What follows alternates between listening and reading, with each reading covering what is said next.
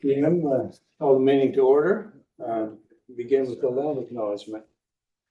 We would like to acknowledge that we gather on the ancestral homelands of the Coast Salish peoples, specifically Nooksack and Lummi tribes who have lived in the Salish Sea Basin throughout the Sandwich Islands and the North Cascades watershed from time immemorial.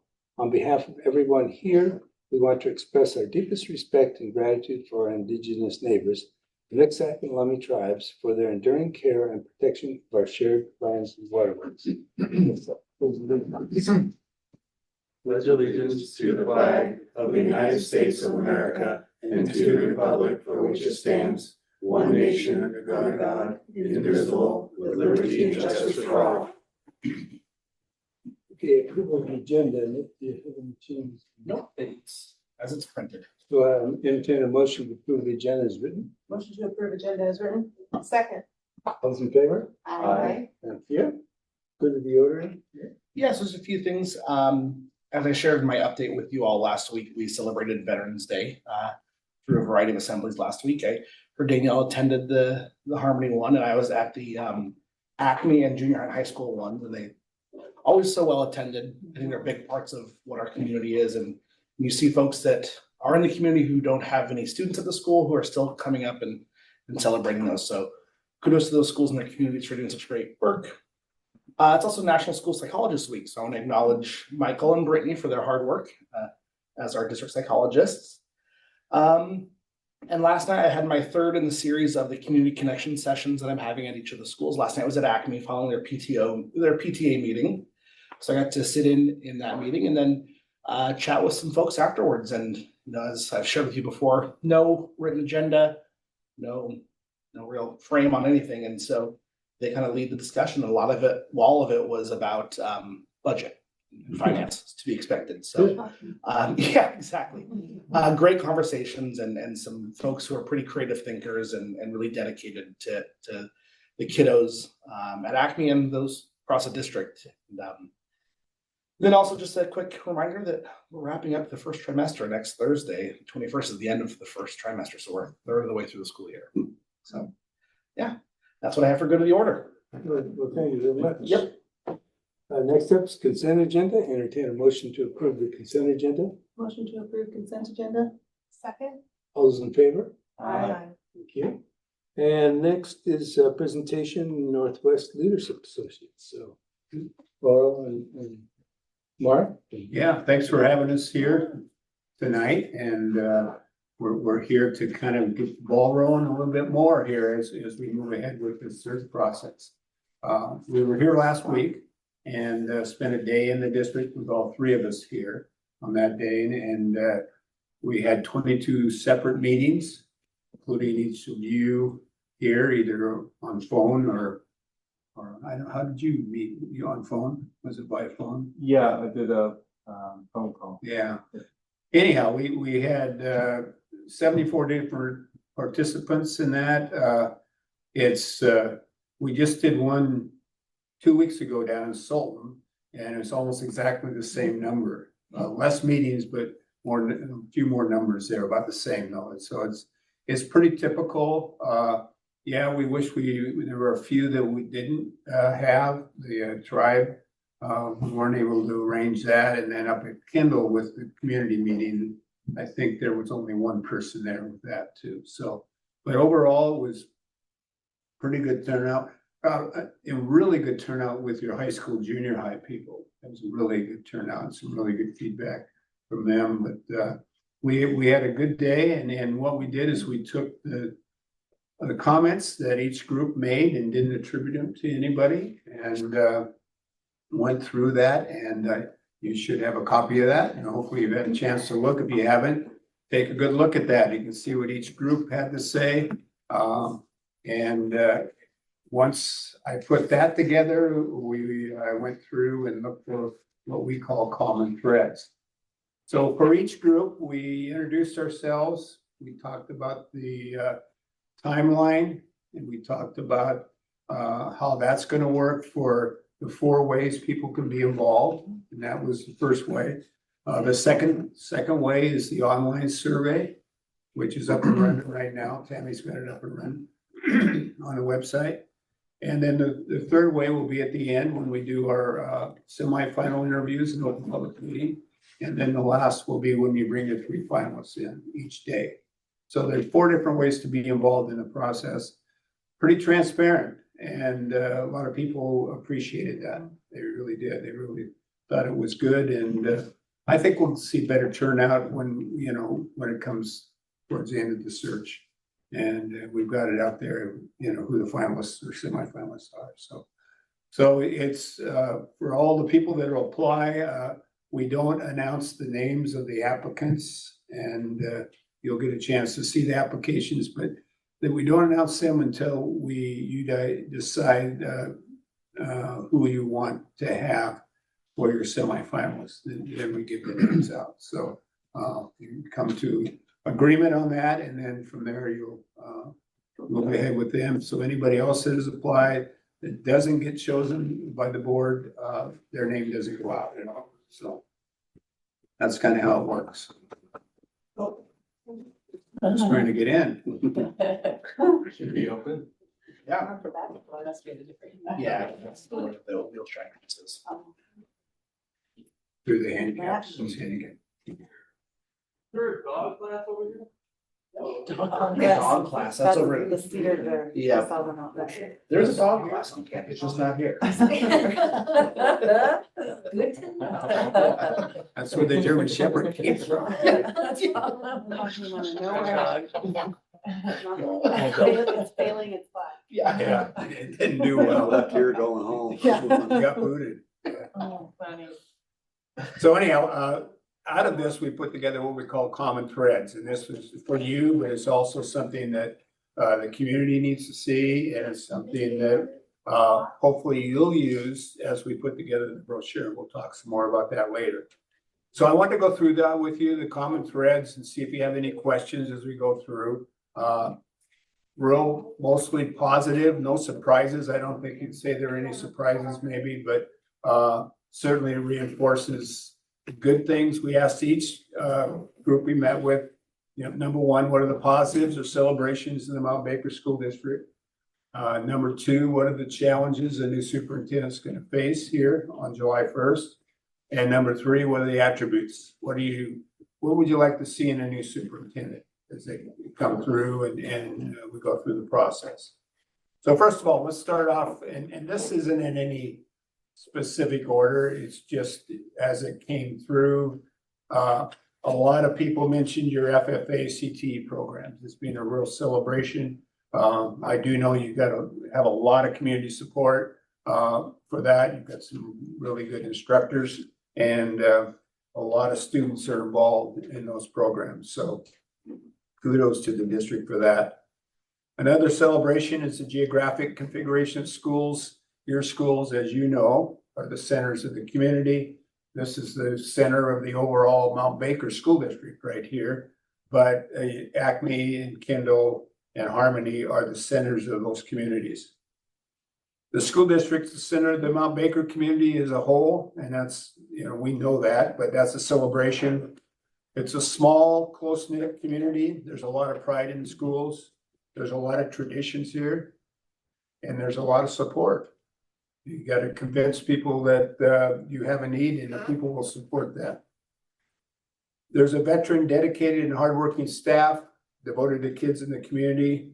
I think when I met with the high school, middle school, junior high people, I think the youngest staff member there had been in the district 11 years.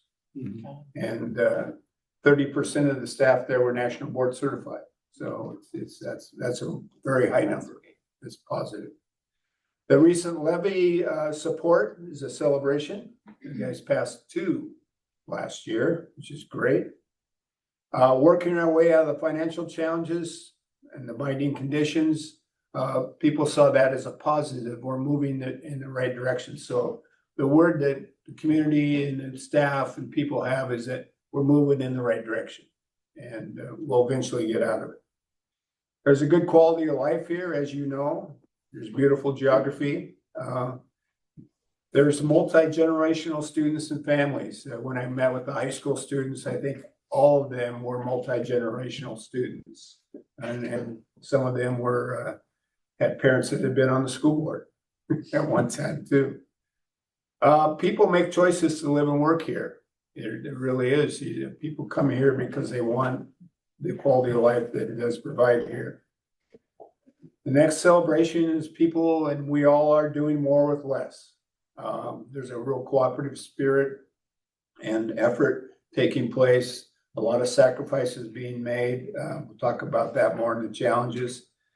And finally, celebration is your diversity, and the diversity of people, different economic levels, different schools, different communities, and different cultures. So you have a lot of diversity here, and it may not seem that way at times, but there is a lot of diversity in the school district. So celebrations. So any questions on that about maybe something you thought might come up and maybe didn't, or what?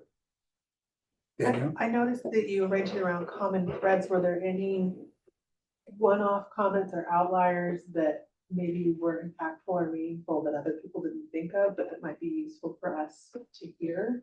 I mean, just because everybody doesn't think of it doesn't mean that it's not. I think Laurel, you want to go ahead, Laurel? You can. I have a couple on that. Well, it's interesting because if you go through the threads and you can kind of see what pockets of people said some of the same things. I think when we were visiting with classified folks, just a heart for the school district and saying, what else can we do together? Can we come together, and is there some other way we can blend the work we do with volunteers in the community? That balance. I found that was the only group that kind of talked about volunteers and then balancing with people needing to work.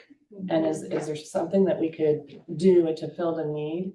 I found that was the only group that mentioned that in that way. Yeah, I think a celebration and a challenge I thought too was from the ELC, or the Learning Center, and what a group of dedicated people you have there. And then you got the cooperative program going on there too. So it's they're very committed to the preschool, pre-kindergarten population. Their challenge, they see those where we're not getting those kids into our program. And I kind of wonder why. I mean, that was just me. I mean, but and I think they kind of wonder why too, but it might be a good thing to pursue down the road of that with that. I just got a good feeling from your teachers bargaining group, the MBEA, that everybody was pulling the oars in the same direction. Yeah. I didn't feel like there was a lot of outlier going the other way. No, we're in this and we're pulling the oars in the same direction. Mhm. We don't want it to be like this very long. Yeah. Don't get me wrong. Both groups. That was. Yeah. I had the other group too. Yeah, Laurel. Yeah, they were just we're rolling up our sleeves, and you can do that for so long, and then you need to feel like there's a reprieve. Well, you could see it in people. You could, people are working really hard here. Mhm. They're working really hard, and they're doing their best to, keep the dike from breaking or keep the ship afloat. But you can see it here that people are really working hard, and I think that the big part with that is that just show us some appreciation for our hard work, because these are unique times for the school. Okay, good question. Thank you for asking that. Okay, challenges. No surprise, the first one is budget and finances, getting out of binding conditions. And I think kudos to you, because people seem pretty educated about where you're at, what your challenges are, and how you got there. A lot of times you don't see that in school districts, where even the high school kids really knew kind of the intricacies of what binding conditions were and how it all works. So I'm impressed that people throughout the district, parents, PTO, staff, they all know, basically what the issue is. And so you've done a good job of communicating that. Not that it's really good news to communicate, but you've just called it the way it is. I think that's, and people appreciated that.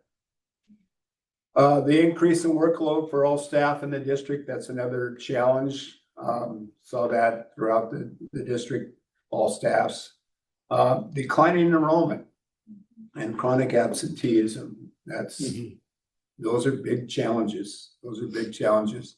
They kind of go hand in hand with the budget, with how the whole situation works with that. I have a question on that. Would maybe Nick does. Would you say our absenteeism is worse than other similar school districts, or?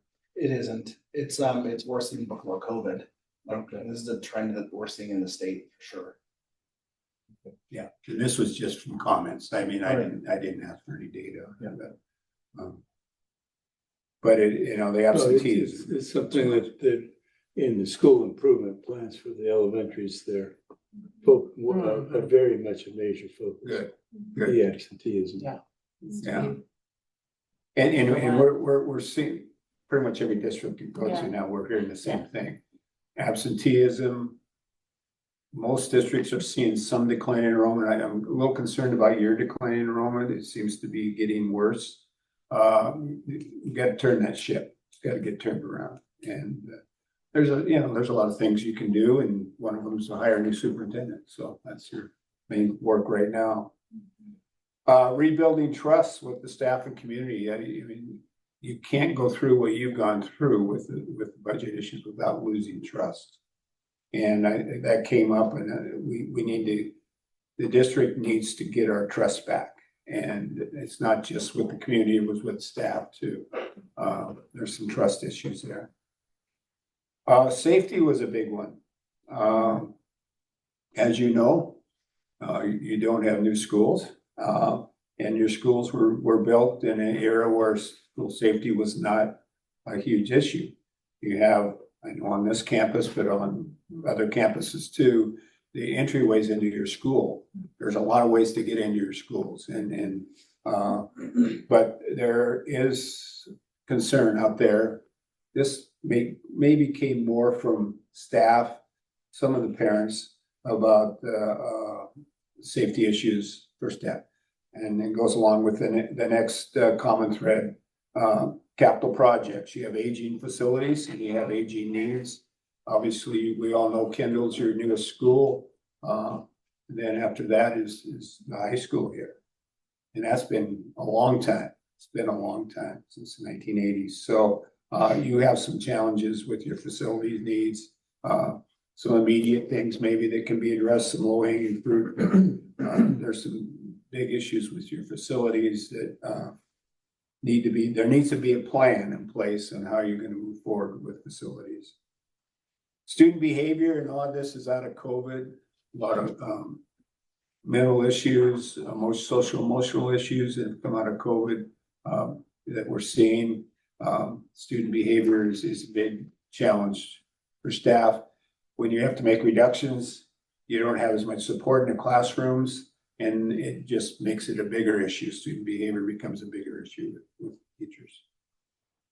Next one is the academic achievement levels and opportunities. A lot of people were not pleased with our academic achievement, including some of you, and we can do better. We can do better, and it certainly is going to take a common focus, where we go and how we're going to get there, sort of thing. But opportunities as well, academic opportunities, for the higher level students that you're losing the running start and those sort of things.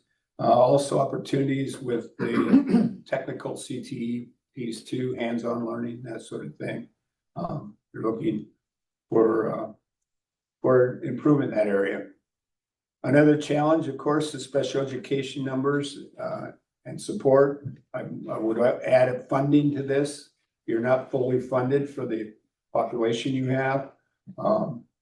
And even though there was an increase from the state, it still does not cover that. So just a challenge. Special education is a challenge in a lot of districts. Not surprised, you live in a large geographic area.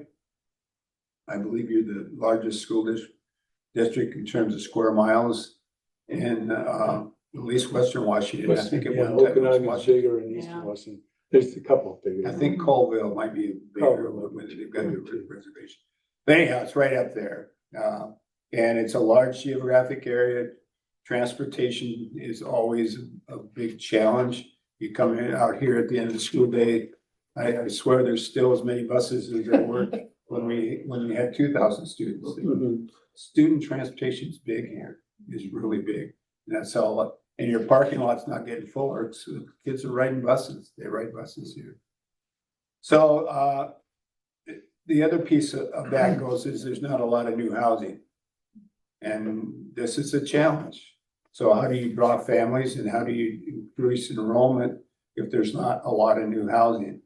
And the way you all know it's zoned and that makes it really difficult. So it's gonna require some creative thinking, working with the county, working with the people that can maybe help make it still a nice community, but provide more housing. Communication is a big challenge. Communication with parents, with the families and with the community. What did you hear on communication, Laura? More on, I know you post I know how it goes. So when I was with my parent group, things are posted, but things weren't posted in a timely manner. So some of them wouldn't get the information a week ahead. So a lot of them were just saying, if you could just post monthly, remind them 2 weeks before, those kinds of things, what I heard in all my groups. Communication, it really is a challenge in a district this size, but even in a smaller district, you still have to have that constant communication. And you just gotta hit it over and over Oh, I again, know. over and over again. And the challenge is that there really appears to be a lack of systems here in place and a clear district vision. Where are we going? How are we gonna get there? Do our systems align with where we're going? And you've gotta have some vision, you've gotta have systems aligned. And if you don't, you're going sailing around in a circle without a sail. So anyhow, the challenge is no surprises, I would assume. Were there any questions on that?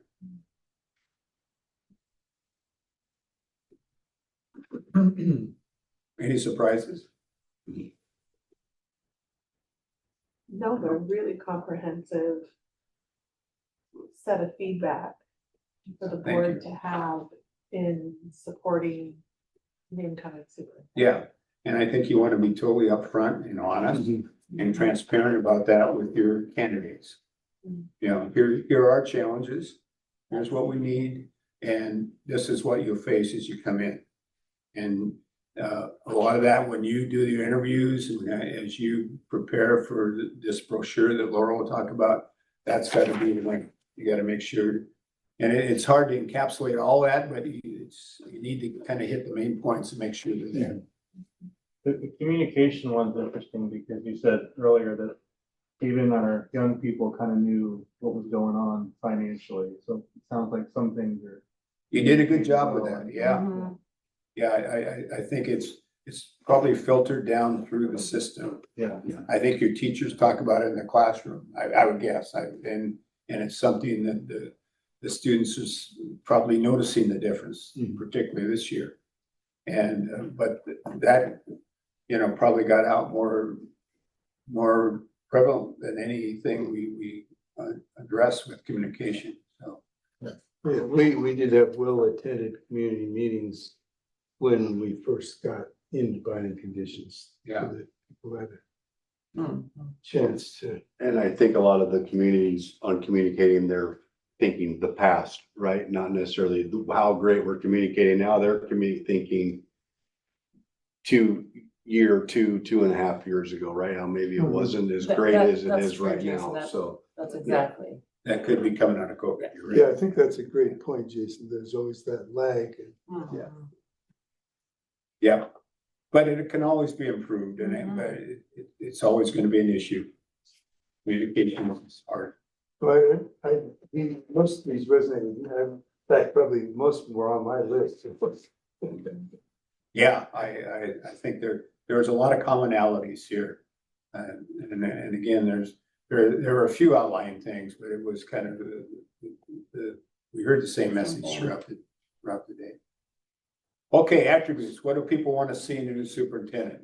Obviously, they can't walk on water, so here's some things that they hope that a new superintendent will have. This is common threads. Not everybody built the same way, but the real common thread was somebody with successful financial experience that knows school funding, knows budgeting, and binding conditions.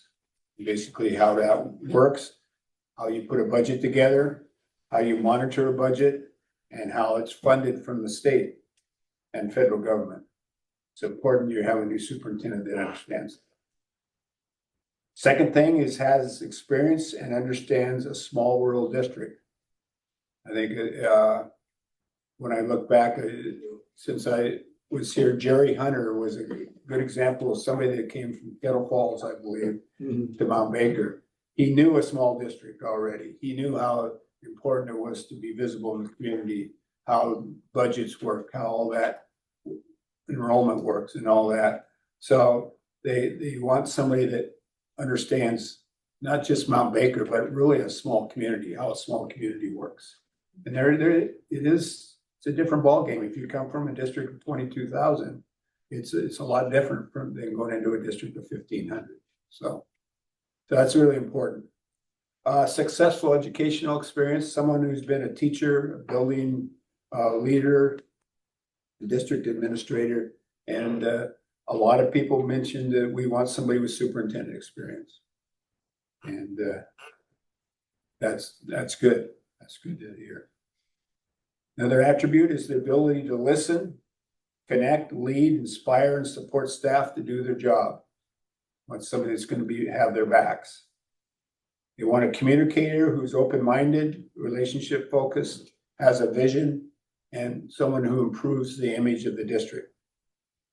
Number of groups felt that the image of the district is not where it could be. And that kind of snowballs too, with people wanting to have their kids go to school here and wanting to live here.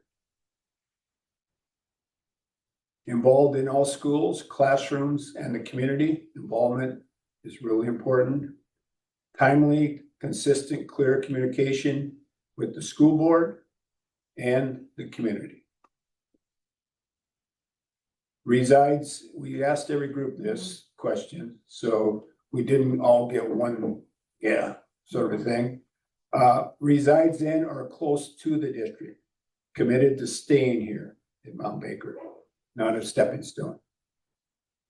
Visible, available, someone who builds trust, has a lot of integrity, and has good people skills. A decision maker who owns their decisions, follows through on implementation. Supports staff and recognizes all employees, celebrates our successes. Sometimes you get caught up in the job so much you forget to do that, and that's really, really important. Celebrate your successes and publicize that. Get it out there and get those good things, Nick, that you were talking about. Get it out to your community. And the final thing, listens to student voices and has a heart for all students and promotes student learning. So that last sentence, promotes student learning, is a big one. Somebody that promotes student learning makes it a priority. Student learning is a priority, and we promote that from within. So that's our day. We went up and had a pizza and for dinner, so, and saw Brenner up there, so it was good after the North Fork. So People were so forthcoming and happy to be invited and included, so hats off to you that you had this part of the process for finding your next superintendent. It really mattered to everybody. yeah, they would. I mean, it was like some districts go to people are really hesitant to say anything. You know, they just kind of hold back. Not here. No. Not here. People They're like, spill. Say They it. spilled their guts. Yeah. They gave us Really a lot. honest and- A lot to write about, and you see that in the commentary we wrote down with that too, so. Any questions on this, common threads? I think you can use this when you put together the brochure. Wayne will put together, take kind of a summary of this, what we did, and put it into a draft for the brochure.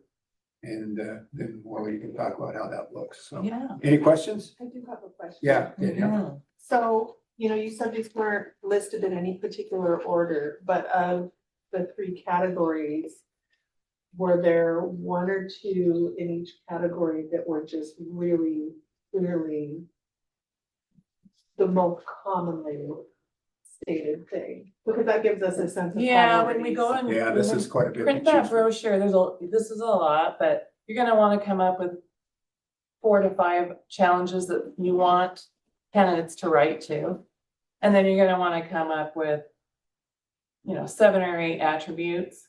You don't need to do anything with the celebrations, that just gets woven in to the brochure with the pictures that we capture and whatnot. So part of the work that you'll need to do is think about what are those 5 compelling challenges that you really want that superintendent candidate to address in their letter, and then we'll write questions around that. And the big one is they just need to have budget and finance. I mean, you just can't not have that be one of your bullets, and you have to something around promoting student learning, because that's why we're here, is to increase that and make sure each of our students, reaches their full potential. So you're gonna want a bullet around that. Those were 2, just do not wanna not have those. But in terms of the community feedback, right, what would you say? Well, was the communication is a big one. The Communication. priority from our Community, community. I mean, the Yeah, funding. the funding was big, communication and Communication. caring about our students, courses that are offered, making sure that we're meeting students' needs, whether it's mental health, academics. That's what your families said when we were out at the sites. I think, Danielle, the other one I'd add to that is rebuilding trust. Mhm. We've lost trust.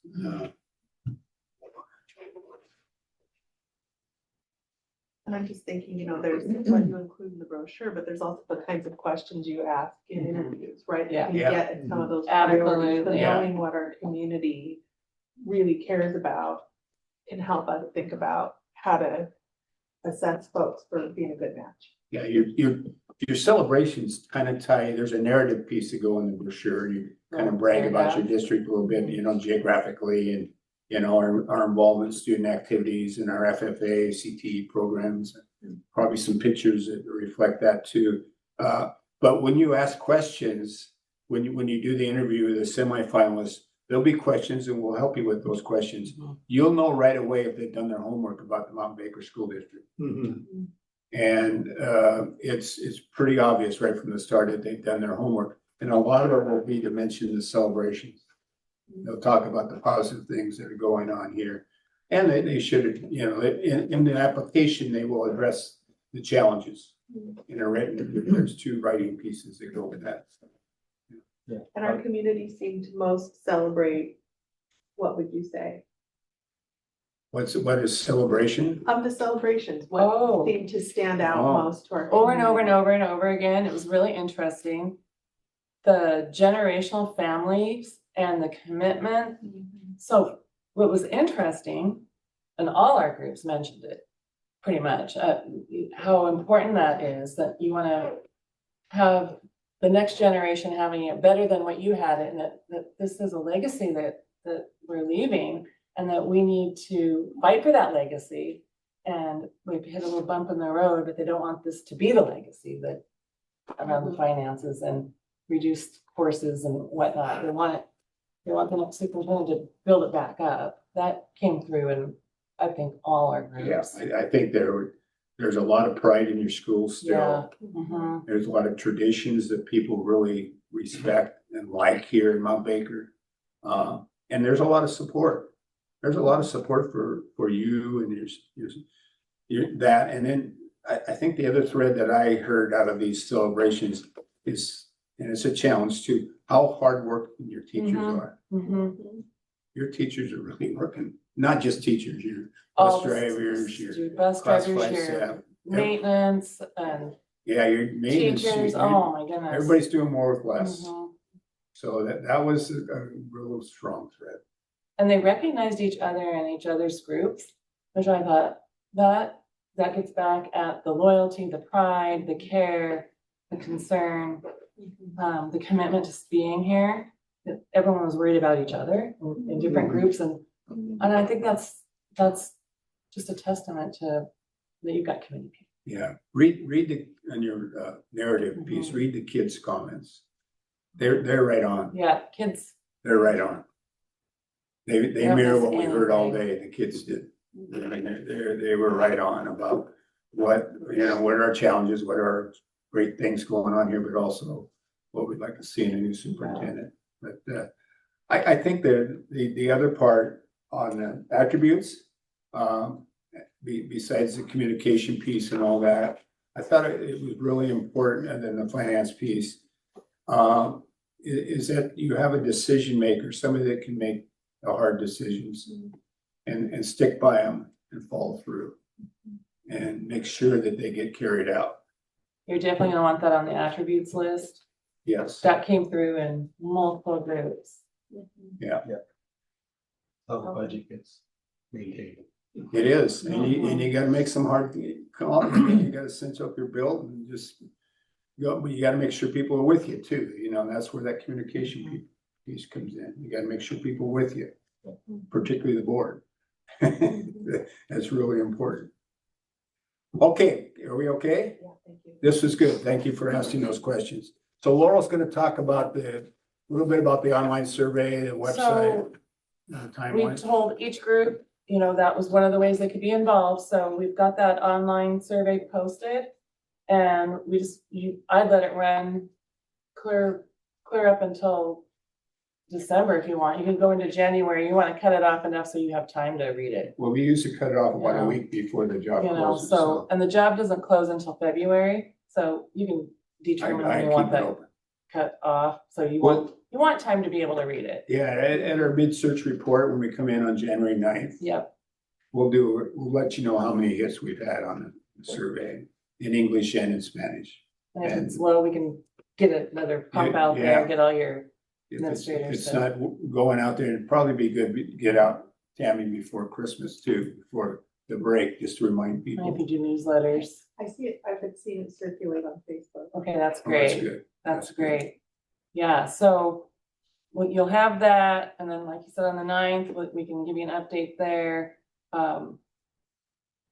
Application, the deadline's the 14th. Oh, Valentine's. So we'll have all those applications in on the 14th. And then we'll have that week to screen, just to keep that out in front of you. But the brochure is the one that's the most important thing that we need to put together for you and get that up and going this next week. Yeah, So, we want to get it out. We talked about this when we first came in before the WASDA conference. yeah, Yeah. so So those I bullets. Hate to that we put a lot of talked about. pressure on you, but probably tomorrow, Wayne will be sending your way, Russ, a rough draft of the brochure, and you need to run it by your fellow board members, and let's go back and forth for a while, and then try to get it done, hopefully early next week. Yeah, so we don't have a meeting, just communicate with me. Yeah, this doesn't require a meeting. Yeah. This is just individual conversations. Right. Making sure you like the bullets and what order you have your bullets in. Yeah, so Brennan, if you see something, let us know. I mean, we will make changes. Or directly with Mark, yeah, that's. Mhm. Or with Wayne. But it should, Wayne's gonna do the brochure, so directly with Wayne. Mm. yeah, well, you should go through Russ on this. Russ is your point person on this, your board president. And we just talked here about some of the bullet that kind of surfaced, and so you might Yeah. want to highlight those and play around with I that. think you already mentioned, like, we have budget and finance at the top and then academic achievement at the bottom, but I think you already mentioned that move up there. Yeah, Yeah, the order, it's kind of interesting. Yeah. You might want to think about the order. The first two bullets are kind of what you're all about, and Yep. down the line, that's how. it actually comes together really well. And remember what your audience is with the brochure. It's not your community, although it will be on your website, you can post it. But it really is the applicants. This is, what do you want them to see? Yeah, that's part of the reason why I asked about chronic absenteeism, because if we're not worse than other districts, I don't know that. Well, I don't know if that would rise Yeah, you up would put it on. that level. I wouldn't put that in the brochure.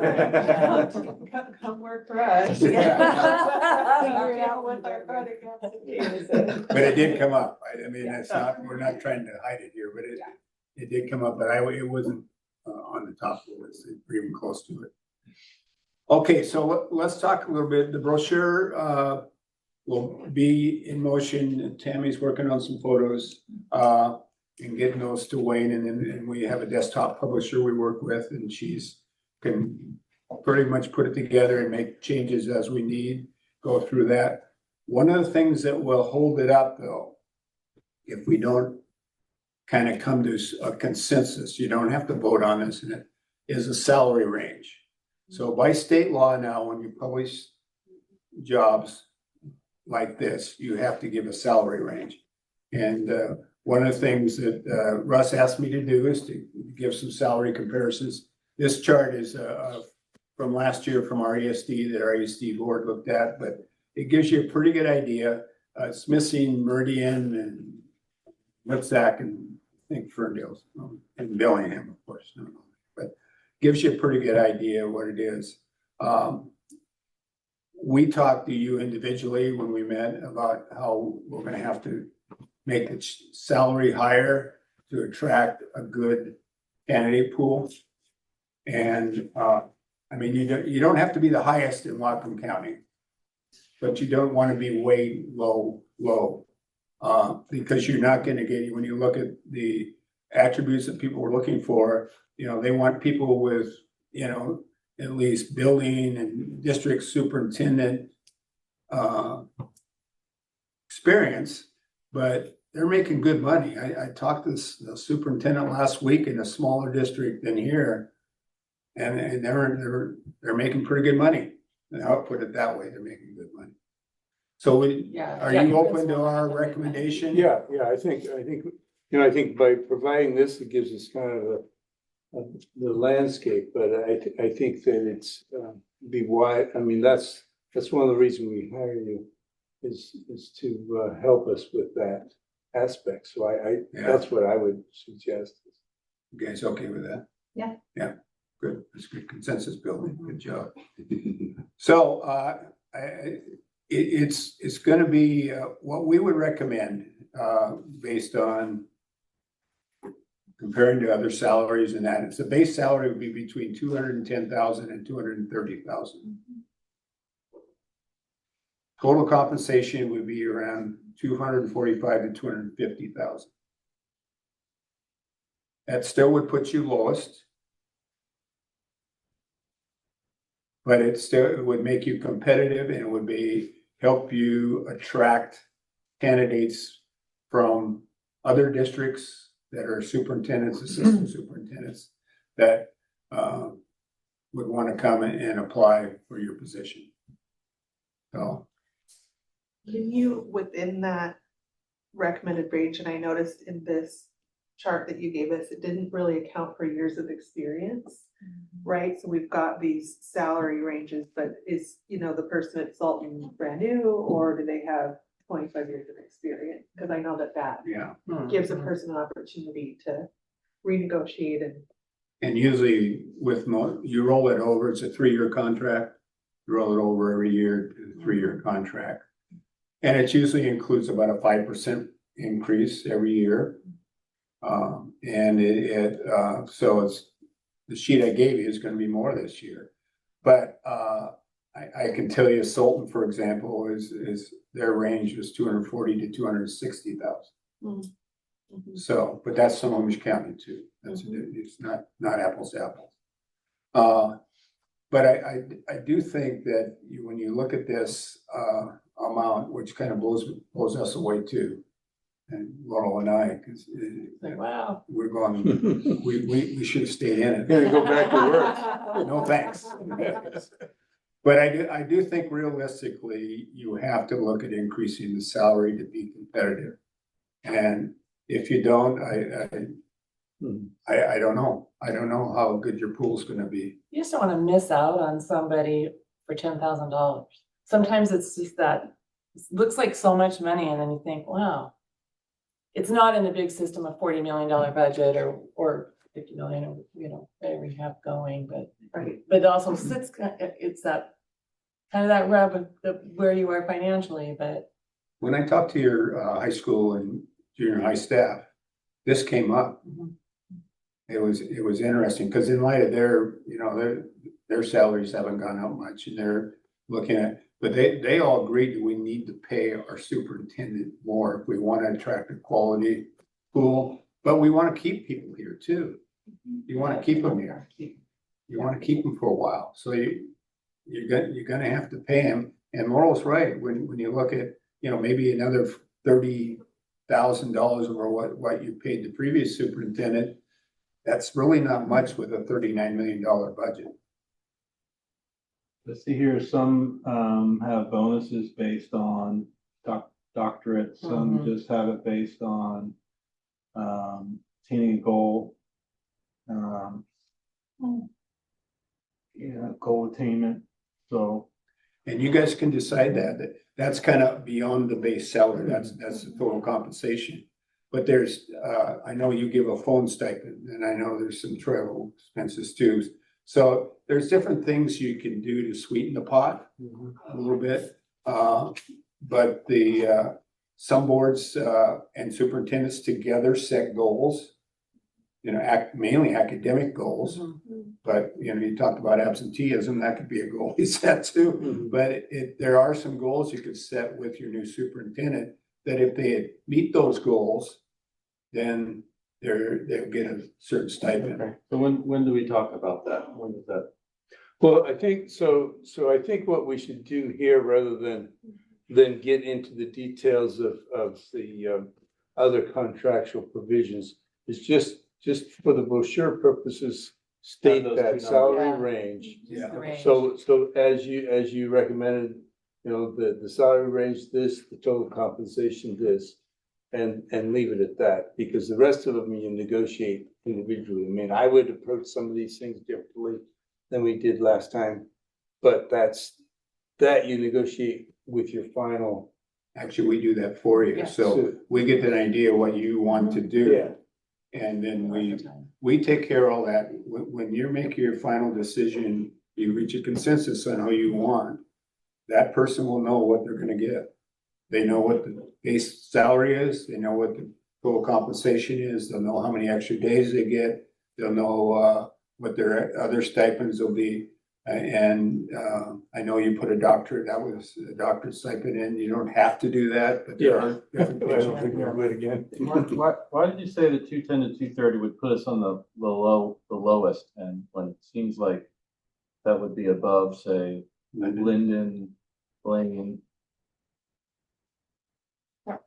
Their last year's. Because this is a year old and everybody got Oh. IPD at least. So there would be a 5%, Just about 5%. Okay. 5 to 10% Yeah. increase in that. I think, you know, you'd be right there with those districts. Right in the. You don't wanna, if they're paying 220, you don't wanna be paying 180, sort of thing. Cause word gets out with the candidates, they look what other neighboring districts are paying and certainly. But getting back to your question on experience, usually boards, when they go into this nowadays, start at a middle ground. They don't start at the bottom level, but they start at a middle ground, so it gives them flexibility down the road to build into that base salary.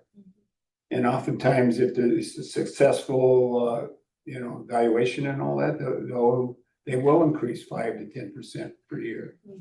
We're seeing even more than that nowadays going up. Well, I'll say two things, and this might be in part for the benefit of the folks who watch this video. I mean, you know, a $40,000 difference isn't a lot in a big budget, but when we've been cutting people's jobs, I mean, I'm thinking of that in terms of people, right? And that's a hard balance to strike, and it's a needle we're gonna have to thread. I've also sat on plenty of hiring processes where there was not a competitive a salary offered, and we spend a lot of time to find a whole lot of nothing. And I think it's important for folks to understand that superintendent jobs, a lot of these folks are looking to move their lives. They're looking to move across the state, they're looking to move their families, and they're not gonna do that for a non-competitive salary.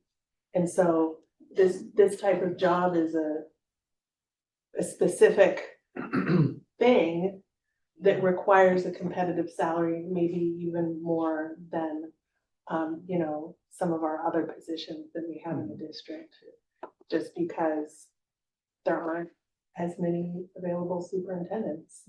I think Right. it's a unique position because you need all the things that make a good teacher. You know, you gotta be organized and outgoing and a good communicator and all those things. Which is normally, you know, you can find people like that, but you also need a good business person who can negotiate and make hard decisions, which is another type of person. And we're looking to combine that into one person, and that's difficult. So it's not a lot of people that have both of those integrated. It's difficult and it's competitive. It is. I think there's probably fewer people that meet the bill than there are positions. I really think the big attraction for Mount Baker is your location. And what we talked about before, the traditions, the support, the pride in the schools that you have. It's gonna be a big job for whoever comes in here. It's gonna be a big job to take on. And a functioning board. I'm Yeah, I'm that's gonna what go I on the was gonna record and say, say you 'cause- guys operate well together. You have conversations. Yeah, thanks for bringing that up, because that big, really yeah. is important. If you've got a board that works well together, that collaborates well, that develops consensus, there's consensus building, you guys, that's a huge step in moving forward if you're coming into a district, but Yeah, I it think is the important. fact that we're all willing to learn ourselves, like participate in WASDA training Mhm. and, you know, that take that approach where we, you know, we have enough diversity, but we also have that unity too. And I, you know, when I talk with board members throughout the state, I find that's not, you know, it's not uncommon to lack that. If you wanna watch a YouTube video, watch the one from the Stanley School District. That's scary. Yeah, That is scary. so I think You guys are that fortunate. the reason why I asked Mark to provide the sheet on the comparable salaries was so that we could base our range on you know, an understanding of the market. And I think we do that, we try to do that in, you know, across the board with the, when we've had to look at our salary ranges in union contracts. Also, I mean, it's based on an understanding that kind of what the landscape is. And I think the recommendation that you mentioned of the 210 to 230 base up to 250 total compensation fits in this range. When you think that this is 1 year old, so that would be my suggestion, that we're not gonna get anywhere if we try to be so low that we don't get anywhere. You know, I think we have to be honest about what the range is. You know, and I'm probably as conservative about spending as just about anybody. But I think we will have to pay that rate. I mean, that's my sense. Okay, so let us know. And Well, I think we should give at least a consensus so you can go away with it. Yeah. I would suggest. So any other thoughts on that?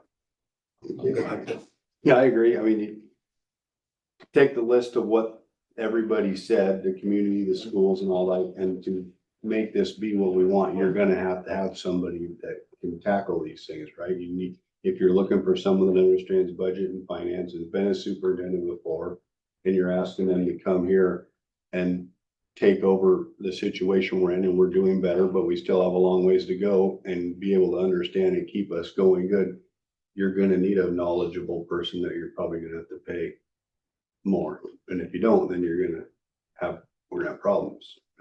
Either we're not gonna get people, or we're gonna get people we don't want. Well, you don't, let me put a caveat on that, and Russ knows this. If we don't find somebody Yeah. that you wanna hire, we'll help you find the interim. Yeah. And come back and do this again next year for free. Yeah. So that's our guarantee. So yeah, I agree that it's gotta be higher, that's for sure. Brendan? Yeah, I'm good with it. I mean, you get what you pay for, so you gotta be competitive and. Right. Go for it. Good? Yeah, good with it. Anything else? Okay, so you've got your marching orders here. Thank you all. Wayne a call on the way home. So it was great. Thank you. That was good. We're gonna do a lot of that over the next months. Because you don't vote until you make your final decision. And that's when you actually do a vote. You do consensus building. And that was good. Background checks, you know that when you get to the final three, we have an independent third party that does those. So kind of covers everybody with that. They checked online presence and the whole bit with their resume and all that.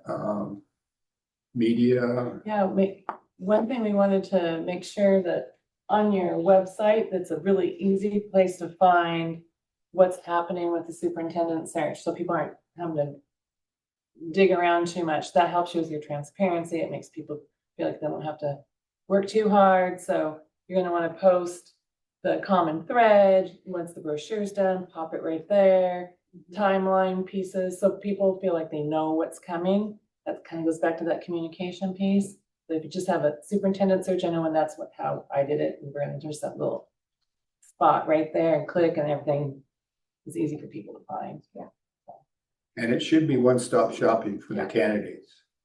So don't hide your budget situation. Put your budget in there, put your budget numbers in there. We have pretty extensive financial information. Yeah, On our put under this icon or put under this superintendent search. Yeah, make it so Special they ed don't have to numbers. dig around to find the information when they're an applicant. Free and reduced I forgot lunch. your IT man, the gentleman's name, I was here the other Oh, night. the guy was So sitting. he's sitting right here, but he could do that. Yeah, you could put all that. He could just pop that right there, because you want them to. Yeah, you don't want to have them dig through your website to find the free and reduced numbers, for example, or something, special ed numbers, that sort of thing. Federal funding, state forest revenue, that should all be right there for the candidate to have an idea to take a look at. Okay. So this is kind of for Tammy to hear. You should do that, so. Your time commitment to the search is right up front here. Once we get the brochure done, we start our aggressive recruitment and the application. We've already got the application done. We'll send the application and brochure out to about 3,500 people across the United States and then in our own state. Your time commitment really is not until the job closes. Then you'll have the applications to take a look at. You don't have to look at those, but we recommend that you do. And then we come together and you reach consensus on who you want to interview for semifinal. Then we do that again after that, and you decide who your three finalists are. And then you go through that. So that front end right now, and then the tail end in February and early March is when you're going to be spending more time on this. And you'll probably be glad to see us go. Well, me probably. But it's a lot of work for Tammy too. Yeah, Tammy will be happy for us to go. I gotta put a plug in for Tammy. She's been. I'm asking a clarifying question. I think I know the answer to, so the answer might be more for folks watching for transparency's sake. So you mentioned that the final three candidates are the ones whose names get released. No, your finals, your Your final- Oh, six, final Five or six. six, sorry. 5 or 6, yeah, Mhm. yeah.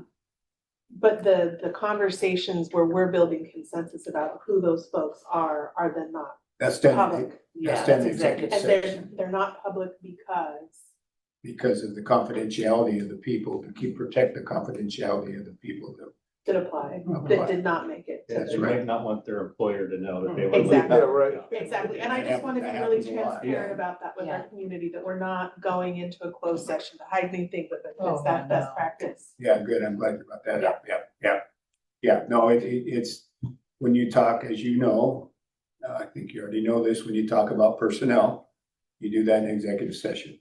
And that's to protect the district, but also to protect the individuals as well that are doing that, so we'll do a lot of work in executive session when we screen it down to 6 finalists, then we'll reduce the media piece, we'll when that's made, we'll put their names out and publicize that. I don't know who will pick it up, maybe the Cascadia or the Billy and Merrill, I don't know. Somebody might pick it up and it'll go out and there'll be, we'll ask them to submit a picture and then just a basic overview of their resume that's been redacted, so there's no names in that in the resume. I have more questions. Go ahead, I know, In terms- this is kind of up your. It is, in terms of process, when we're looking at candidates, and I imagine you might recommend or have thoughts about, given your background and experience, but is there any kind of, say, rubric of desired qualities that we're looking for, that we look against every candidate against that same Well, you sort of use, standard? you use what we just went over in the common threads, Yes. but you also use what you put in the brochure. Yeah. But you'll have all of that information from your community too on the online survey. So that's gonna be kind of your rubric. The other thing we can do, and Russ has been through this before, is when we come in and we do, after we get together and we move it down, we often come in with a ranking, well, the A candidates, B candidates, and C candidates. The C candidates, we don't think are ready to be a superintendent in Mount Baker. The B, maybe you want to interview. The A, we think you definitely should interview. And usually it's only a couple A's, couple we think are for sure, then the B's are maybes. And we'll give you that information if you want it, but it's basically your call. It's your call. But the rubric is, we're actually developing the rubric as we put the brochure together. So you will be giving us a kind of one sheet that kind of synthesizes? No, you won't get that. Okay. No.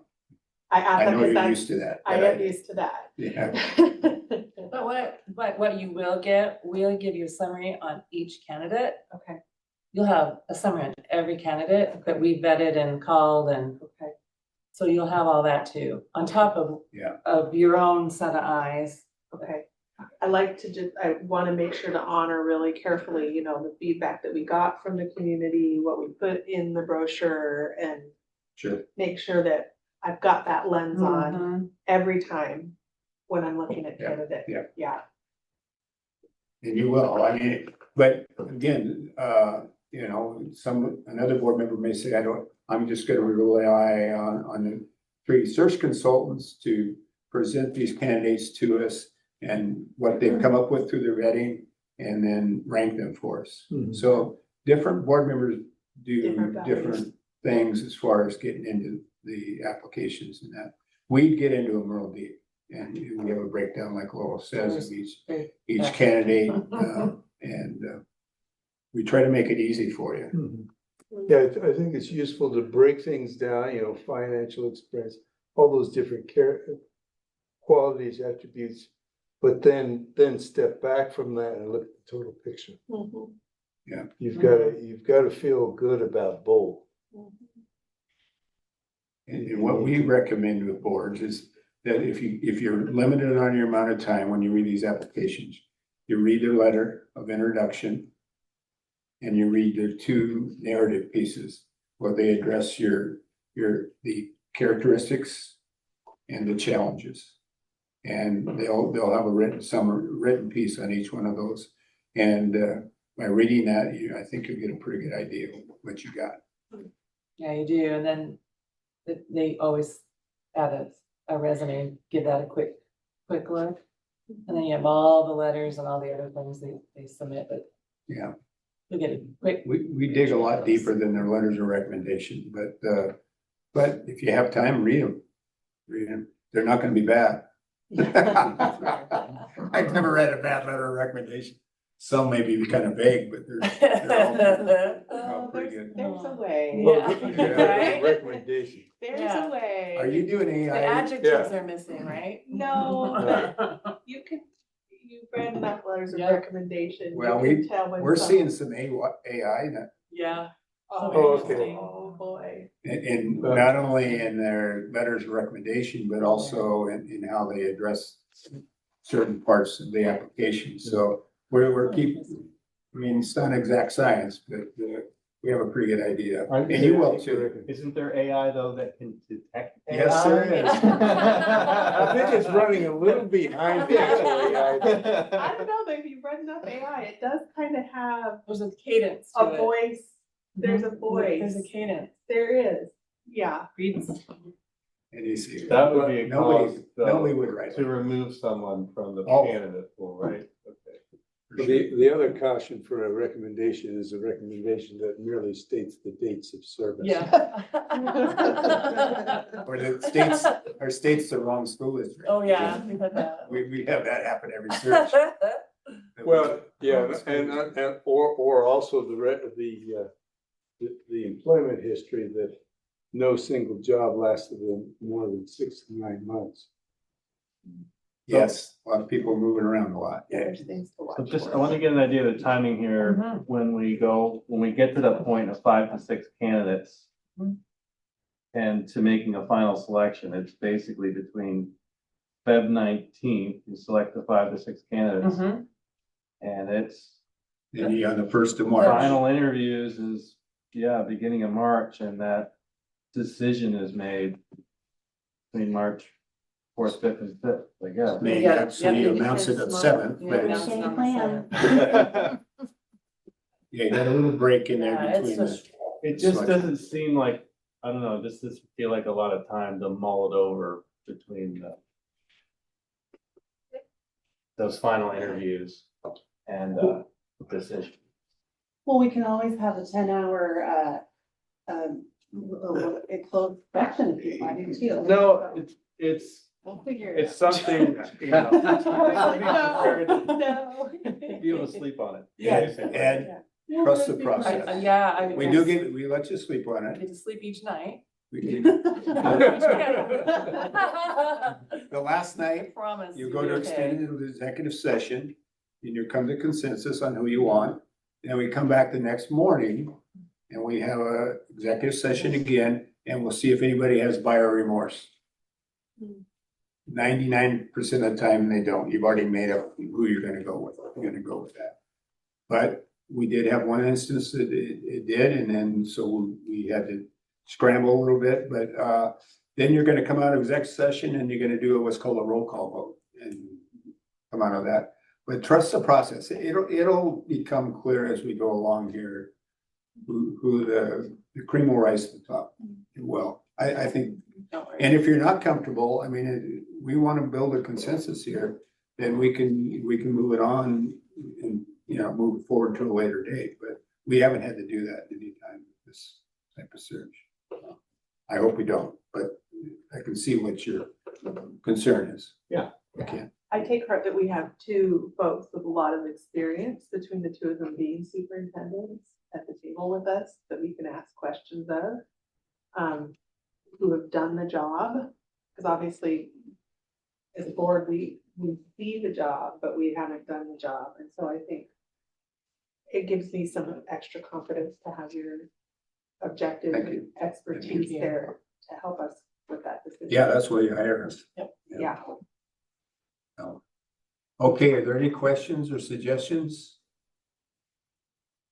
So we'll see again here. We'll see you on the 9th of January. So have a good Thanksgiving and have a Yeah. great holiday season.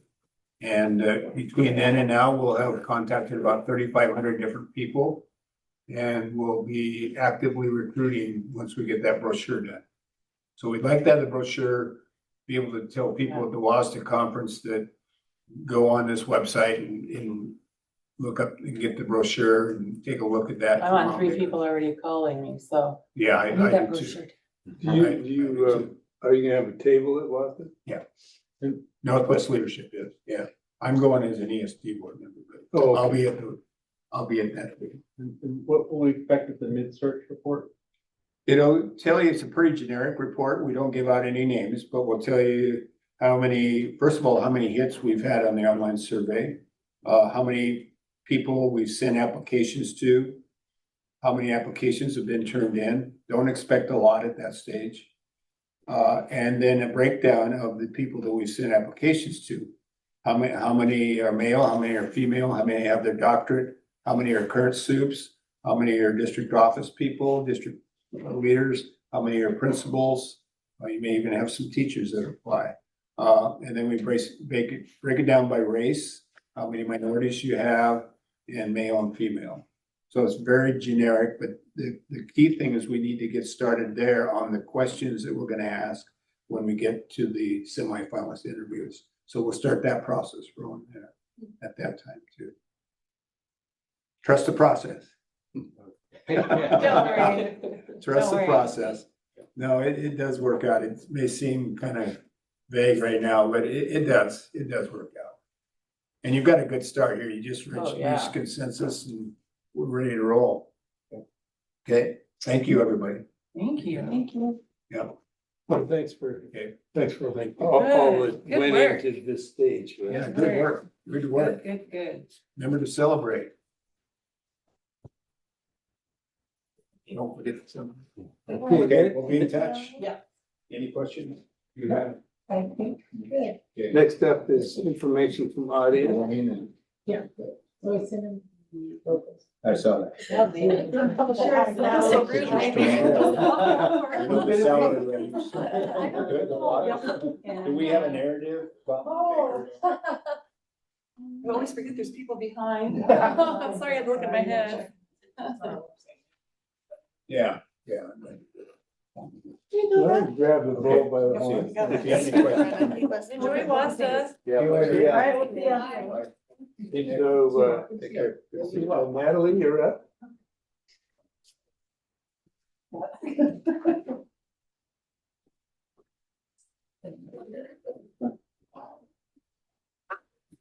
Okay, hello, my name is Natalie Chavez. Thank you for listening to public comments this evening. I don't think that I've shared my backstory with you all. I'm part of the vaccine risk awareness movement, and I am passionate about educating others about vaccines ever since I had vaccine injured children and toddlers on my caseload approximately 25 years ago. I was living in a different state back then. Many people don't know that around $4 billion have been paid out to vaccine injured individuals and to families of those who have died under the Vaccine Injury Compensation Program.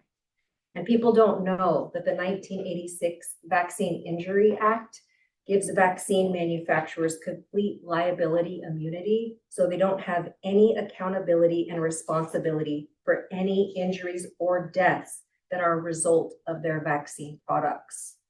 And then with vaccine requirements at schools and other places, they have a guaranteed customer base with absolutely no liability. So they make billions of dollars in profit, and with approximately 80% of mainstream media's advertising revenue coming from big pharma, we are bombarded with vaccine and drug propaganda on an ongoing basis. What a great business plan, right? After educating myself over the last 25 years, I know a little bit about vaccines and focus a lot of time reading and reviewing vaccine-related studies and lawsuits. On the other hand, medical doctors have about zero education on vaccines. They don't even take one vaccine-related course in medical school. At least that was how it used to be, and that probably hasn't changed very much.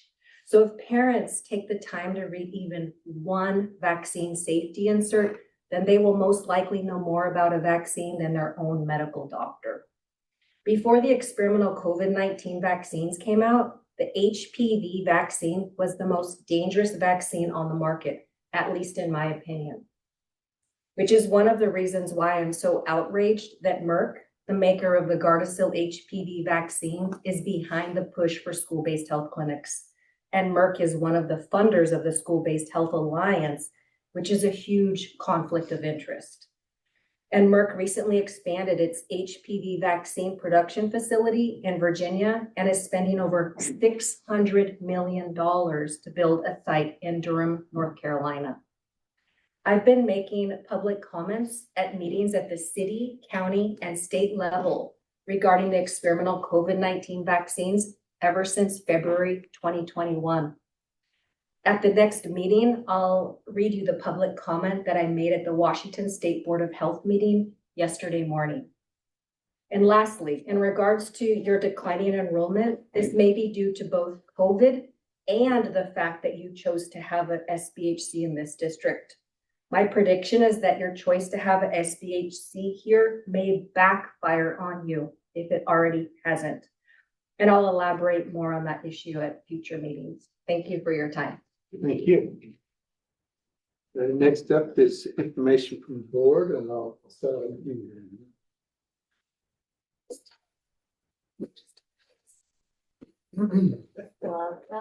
Again, it's not this whole Okay. time. You're welcome to present the whole number. 3 minutes We public don't- comment. We haven't done the 3 minutes on the board yet. She brought 3 out of the I might be blushing. All right. I wanted to call attention to the Acme PTA. They're doing a fundraiser to support the Acme Library. And they have a $2,500 goal to get donations to support buying books for the students at Acme. And so I just wanted to, or I'll pass around their flyer, so if folks want to take a look. I wanted to call attention to that because I thought that was something really cool going on in the community to support our students. And then I also wanted to call attention to the Helping Hands Thrift Shop, which is on Lawrence Road, just behind Emmanuel Lutheran Church. And every Saturday, they take donations from the community, and then they also sell at about 50 cents an item, thrift items to folks in the community. And then their proceeds go to supporting students in the Mount Baker School District, particularly homeless students. And I just had a little rundown of, in the last year, they've helped pay for gas cards for families, sports fees for kids who want to play sports, glasses for students, help with families' power bills, Christmas gifts, groceries, mattresses. It looks like they've even helped with a baseball field upgrade for our district. So they've done a lot to support students in our district. And just calling them out to say thank you and encourage folks to make donations there, and that goes to help support kids in the community. And then, and I'll pass around a flyer if anyone wants to take a look at that. Oh, and then if you wanted to look at the money. And then, Nick mentioned I went to the Veterans Day Assembly at Harmony Elementary. I've gone the last couple of years. And just really excited to see the work, mostly led by Jessica Rodriguez, our music teacher, to have students from every grade level do singing and performance to honor veterans on behalf of the community. And the student artwork that's up all over the gym in Harmony, and I've seen it also in Acme's gym honoring veterans. Just wanted to appreciate our schools for doing that work with our young folks. So that's what I had. I won't read all 3 binders. Thank you. But I do have more for later. All right, thanks. So Ed's gonna give us a lesson on rote learning. Road learning? from China. Oh, yeah. No, go ahead, yeah. Yeah, no, I've kind of taken an interest in what we can do to help, make sure we get our, timber funds, and I know you put a lot of time and effort into that, so. With the situation with, being up against some organized advocates that have one point of view, and we're trying to, make sure those sales go through with the DNR, so, I spoke with, Jessica Espy Yeah. with Hampton Lumber and just looking for some ideas on how we can be a little bit more organized to advocate for ourselves, because we really don't have anyone to do that. And we're writing letters to the Whatcom County Council and it goes through, and then we find out later, well, they can still get sued. There's still some activism that can stop that. So I spoke with her today, and she mentioned that maybe there's some more people that we could talk to, with the idea that maybe we could get someone in to come in to talk to our board about how we can be organized and advocate and just kind of navigate all these different parties and people that are involved. And I know you've done a lot of that work already, but want to kind of help with that a little bit. So, what I had discussed was, as a starter, she had some people, and I thought maybe Russ and I could talk to them to start. And then if that is something that we want to pursue, we could have someone come in and talk to us about, how we can be better organized on that front. And that's about it. Good. Yeah, thanks. I wanted to remind everybody to go to the play. I want to go this weekend because I didn't go last weekend. I'm probably gonna go on Friday. But I've seen some of the pictures and whoa, the costumes are amazing and the makeup looks really cool. And they also have a lot of fundraising that they're doing. I think Friday and Saturday night there are it's a silent auction that you can do, and then they'll announce the winners at the intermission. And I think there is also going to be, they're doing like a little meet and greet. Yeah, that sounds really fun. You pay a little money and you can take your children, or you can go and meet the actors in their costumes and everything. And I don't know, it looks really cool. I'm super excited. So maybe I'll see you there. Thank you. Yeah, my wife and my kids went to the play. They said it was really good, Is that really good? good, yeah. So real quick, with them, they talked about the community and the support. I attended Harmony, and there was a couple of people there. A lot of good ideas, a lot of talking, and then I ran here and attended the one here after the Harmony one, and there was a good turnout and a lot of good ideas, and they were right, very passionate people about what we have here and moving forward. So that was good to see them show up for that. One was at 6 to 6:45, then we came back here from 7, and we're here till like a little after 8. So it was good. So yeah, that's all I got. Thank you. Let's see here. The Board of Natural Resources meeting first Tuesday of November. And the board is frantically approving sales that are not likely to get brought to the board after the January meeting. And so the DNR has been working very hard to bring the sales of particularly those forests in the 80-year-old plus range. And so I think they're doing an admirable job. This last meeting, the sales were approved on a 4-2 vote. So the governor joined Superintendent Rectal in voting against the sales, but still approved. That will continue with December and January. The new commissioner starts January 15th. Little Lily, or the sale that you're aware of, The that sale was appealed in Whatcom County Superior Court, so that will be stuck there for an indeterminate period of time. And my understanding is the incoming commissioner has the option of settling the appeal by withdrawing the sale.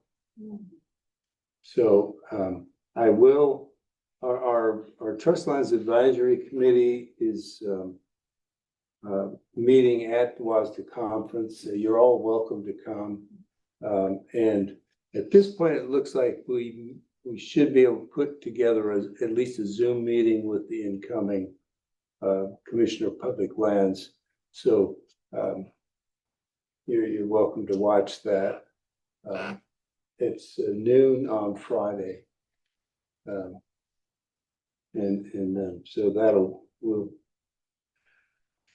I don't, I don't hold out a lot of hope, but the conversation is useful. And I have seen with the last two commissioners, as they learn the job, they moderate a bit. So what are the grounds on that lawsuit? What's that? What's the ground for that lawsuit to allow them to? It's an Even have appeal standing. of the determination of the sale. I haven't looked at the details of what they're appealing on. And because the way the process works, the appeals a stalling process. Yeah. What it is. It's not, if you had the same leadership, it would run its course and fail. My estimation. The DNR does a thorough job of ensuring that each sale meets the law and regulations. If it meets the law and regulations at the end of the appeal process, the appeal would fail. And so I think the main purpose of an appeal at this point in time is to provide time for a change in leadership. And are you saying that change in leadership is more likely or less likely to let it go through? It's not gonna help it. The change in leadership campaigned on the position of not bringing these sales forward. Pretty clear.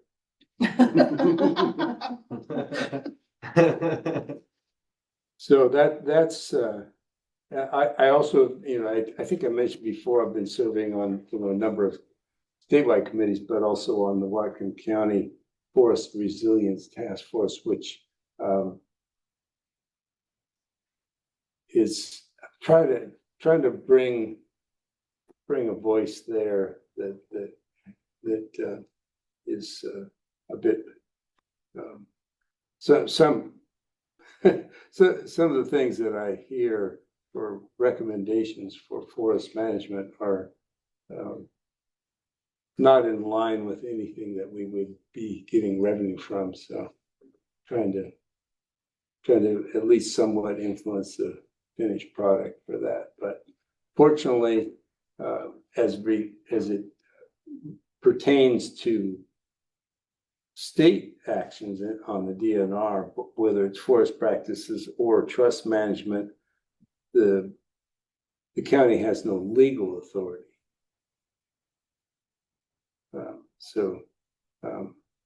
Anyway, just kind of keep at that. But like I say, you're all welcome to attend the WASDA Trust Lands, and I think that might be a worthwhile, like you were mentioning, educational opportunity. Yeah.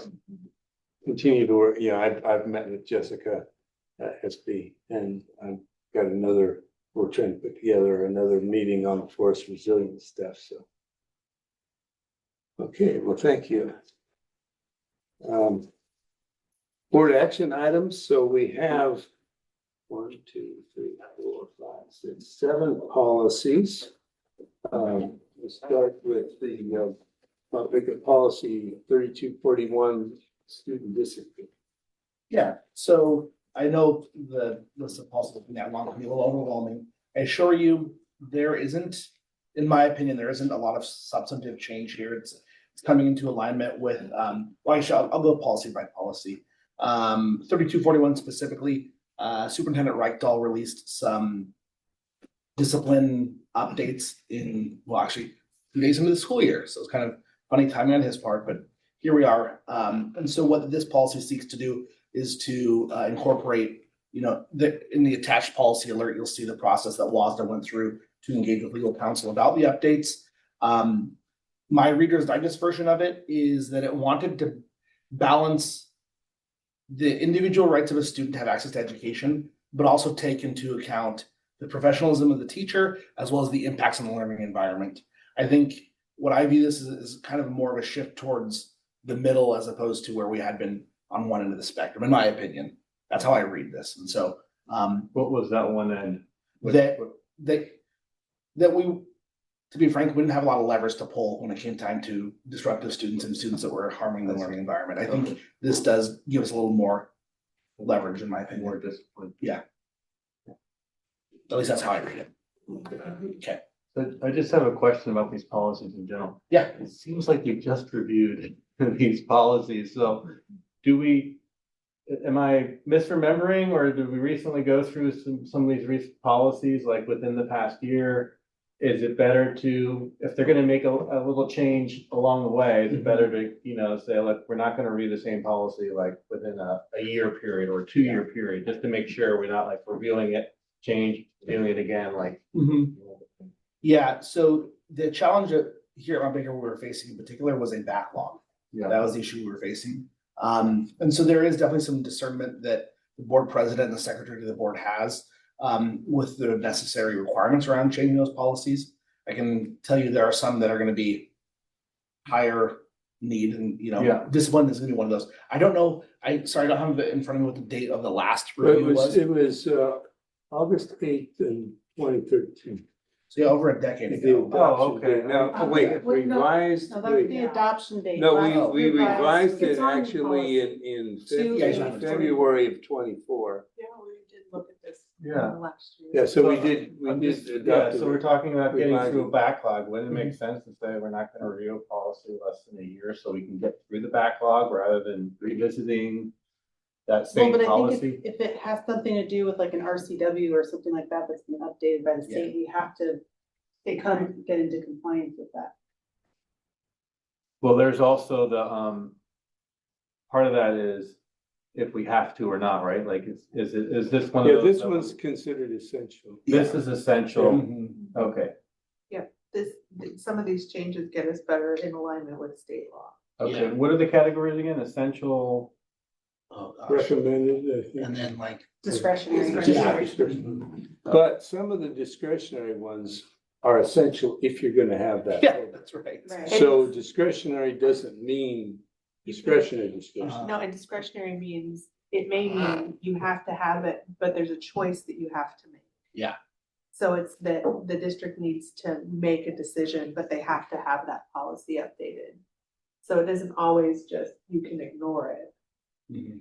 Yep. Well, this is important too, if this is gonna help teachers create like serenity in the classroom with kids that are out of control, then I think that's pretty important to review. Yeah, no, Within this the last specific one, I agree with that. I'm just saying in general, as a process for getting through this. Yeah. You wanna.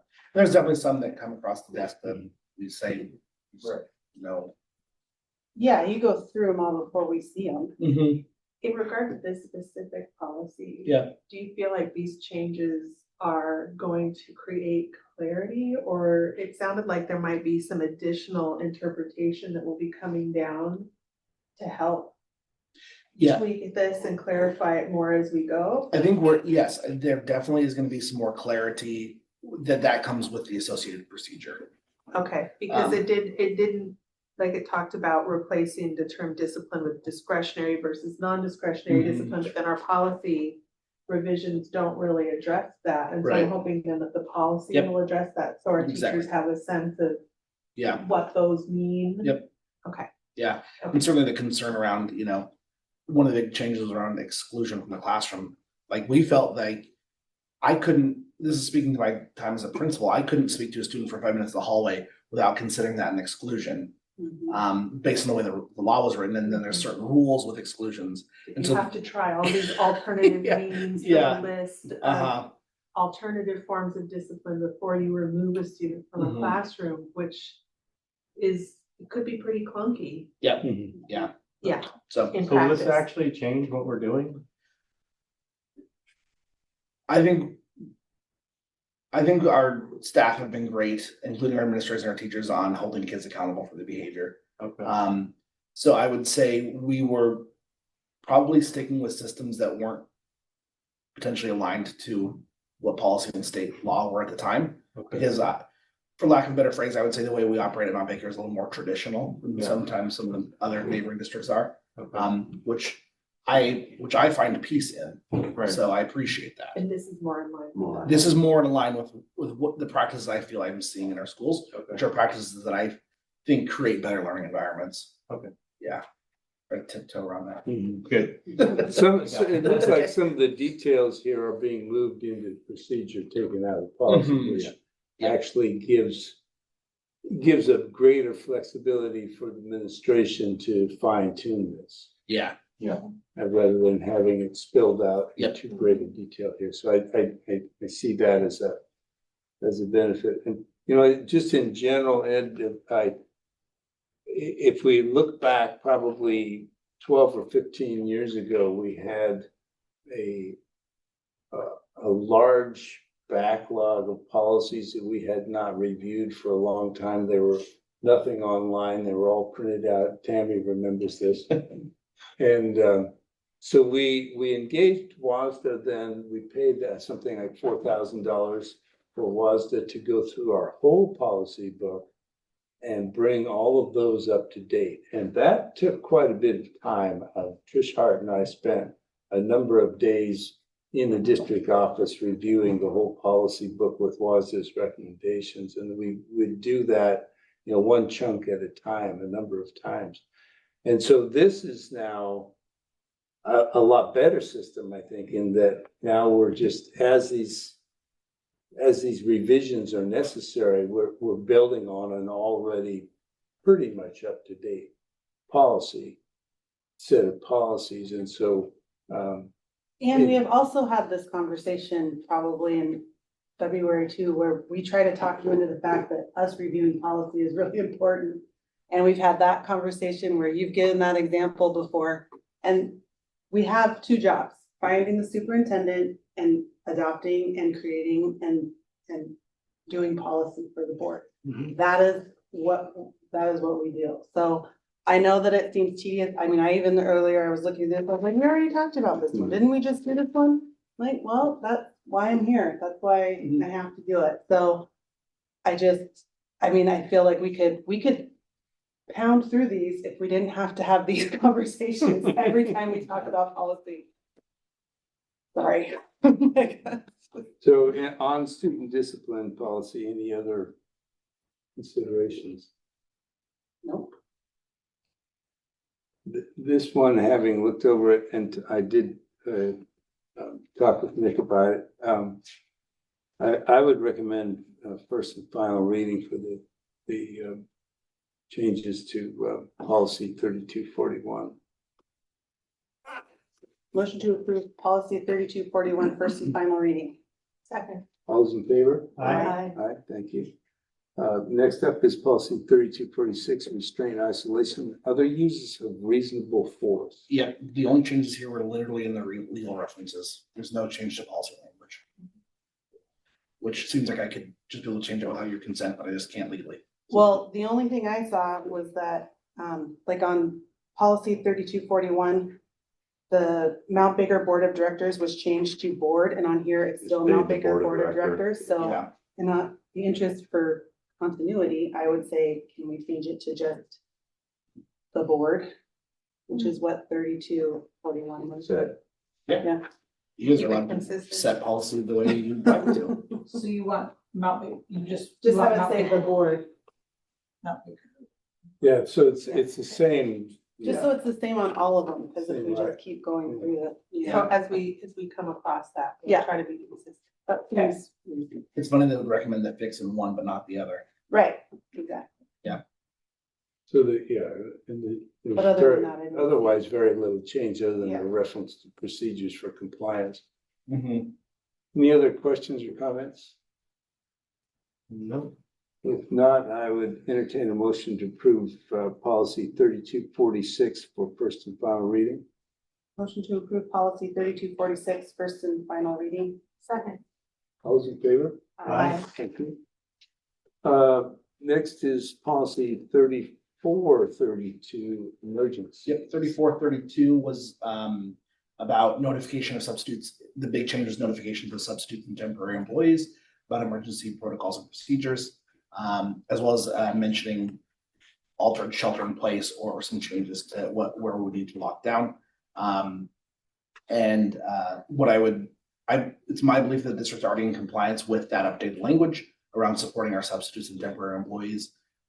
Since we've moved through the adoption of the I Love You Guys protocol, we've also implemented updated emergency flip cards, which are available in all classrooms, and temporary employees and substitutes are shown those, and they know where they are. And they're here when we drill too. So, right, like when it's fire drill or sub, they're gonna go through it. Yeah. Questions or comments? If not, this one is also not a substantive change. I would recommend approval for first and final reading of policy 3432. Motion to approve policy 3432, first and final reading. Second. All those in favor? Aye. Thank you. Policy 6220, bid or request for proposal requirement. Yeah, I mean, as you can see here, a lot of the change was around the language of a purchasing cooperative, which I personally don't know the impetus for that change or the reason why there perhaps is alignment with RCWs, but we already are a part of a purchasing cooperative. The biggest, it's KCDA, which is the King County Directors Association, is run by public schools in the Seattle area, and we're part of that group, and we buy stuff with them. So And that's like paper and all that kind of stuff. yeah, it's actually kind of fun. You can buy a whole portable for them too if you want. Oh, okay. You can buy everything. Wow. Yeah, Okay, well, that was my question. What is an example of a cooperative purchasing agreement? Do we have one? yeah. So- And I think we might actually, there might be a yearly resolution that we pass to be, or interlocal agreement to be a part of KCDA, because we're part of it every year, and a lot of districts order from KCDA. The other benefit of this is that it's complicated to put together a contract and then to carry out the bidding process in a proper and legal manner. And this allows you to know what you're getting, what the price is going to be. Does it fit in your budget? And you just go and buy it. And the other bidding aspects are taken care of outside the district. But I think that's a benefit, particularly for a small district.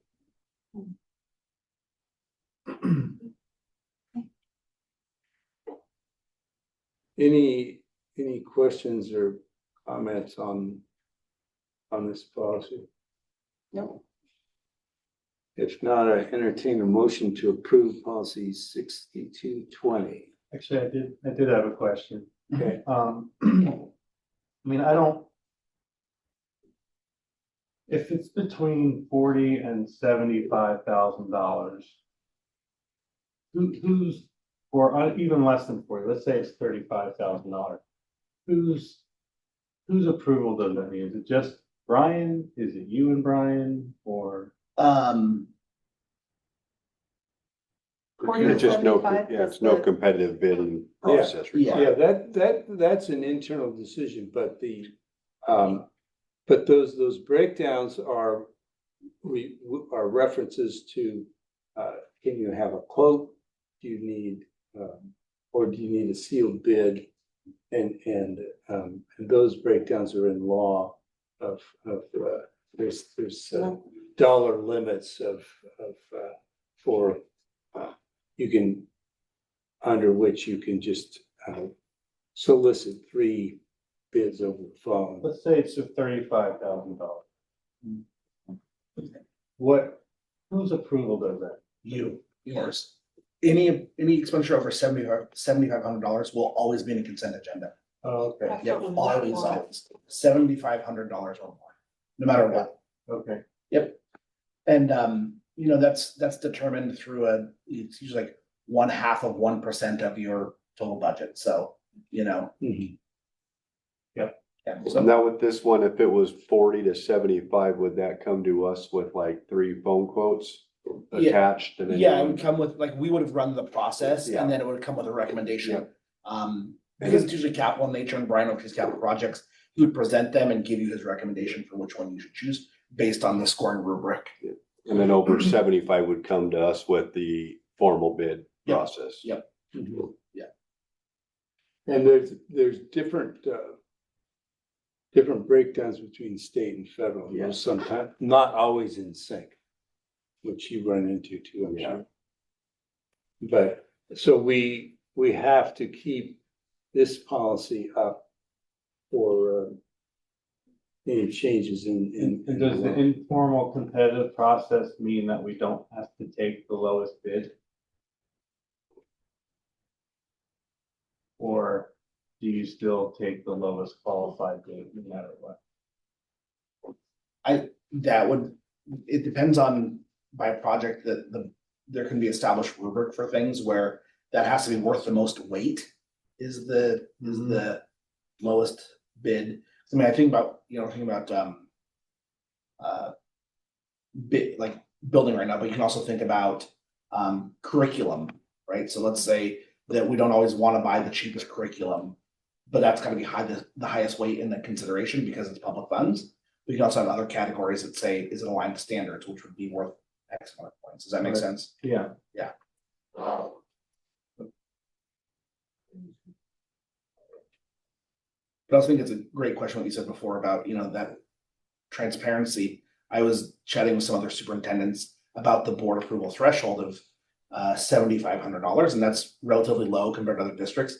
And I am a firm believer in not changing that like ever, no matter how big our budget gets, because that's one of the most transparent things we can do for our community is to put as much stuff on our public board agenda as possible, right? That's how you build trust. So I think that was a good clarification.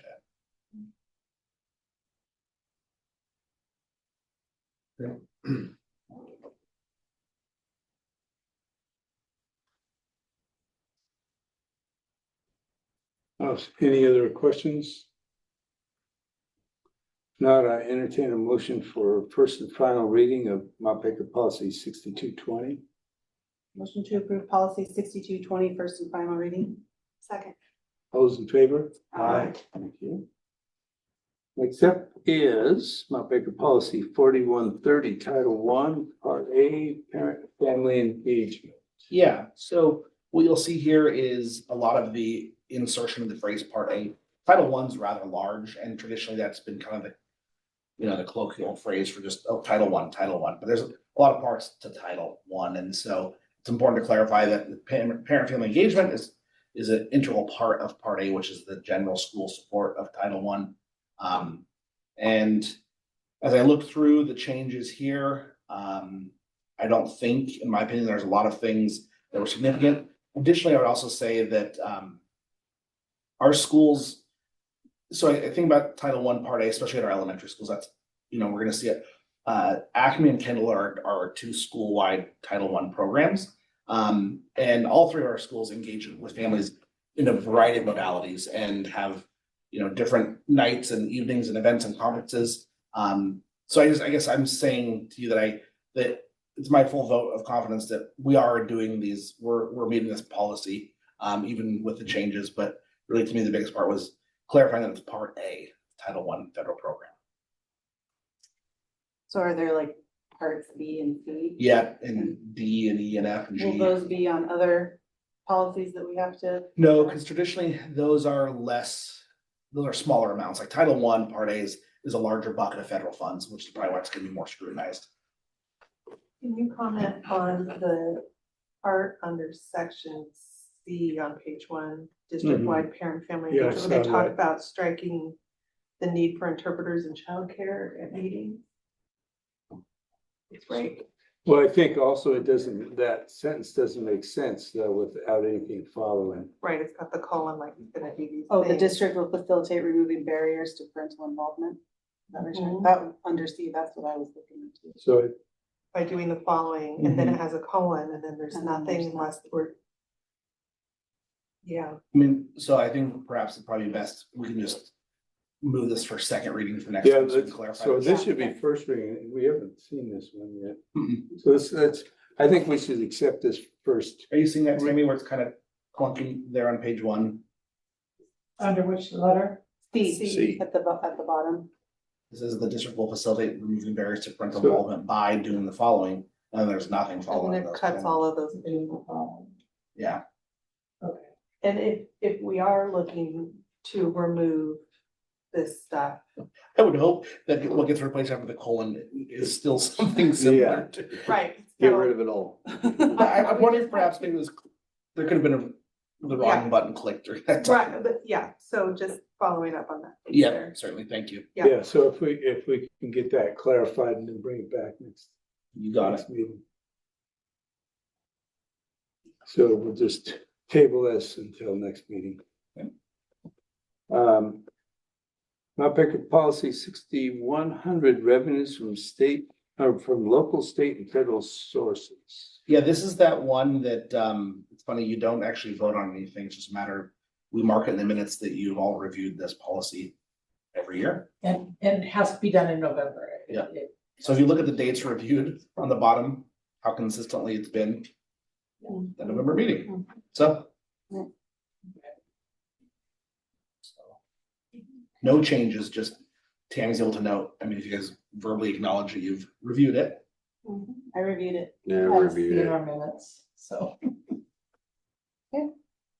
Is that note in the minutes that we've reviewed policy 6100. And then last up is Mount Baker Resolution 2425 to transfer funds from Capital Projects Fund to Debt Service Fund. Yep, we have one last payment on our outstanding LGO. You know, as you recall from when we passed the capital levy that is now sunsetting, the board opted to take an LGO at that time to do a lot of construction earlier on. So we have that last payment coming up that comes out of the debt service fund, so we have to transfer it from the capital projects fund to the debt service fund in order to pay the debt. Yeah, that's what that is. Any questions on that one? Not, recommend approval or solicit a motion to approve resolution 2425-2. Motion to approve resolution 2425-2. All those in favor? Aye. Thank you. Next up is superintendent reports. Yeah, so tonight's report is just a short update about where we're going in the world of instructional leadership in our district. I've shared a little bit about this in our weekly updates, but I just wanted a chance to acknowledge it publicly and also answer any questions you may have. So as I shared, Andy Ramin, Erica Rasmussen, and Bridget Rossman all started the Instructional Leadership Academy, which is run by Stacy Thomas from University of Washington's Center for Education Leadership. And it's helped facilitated by the ESD, and they're working in collaboration with Meridian and Linden School Districts. So it's a pretty fun cohort where they're able to cross district lines and make connections with colleagues over there.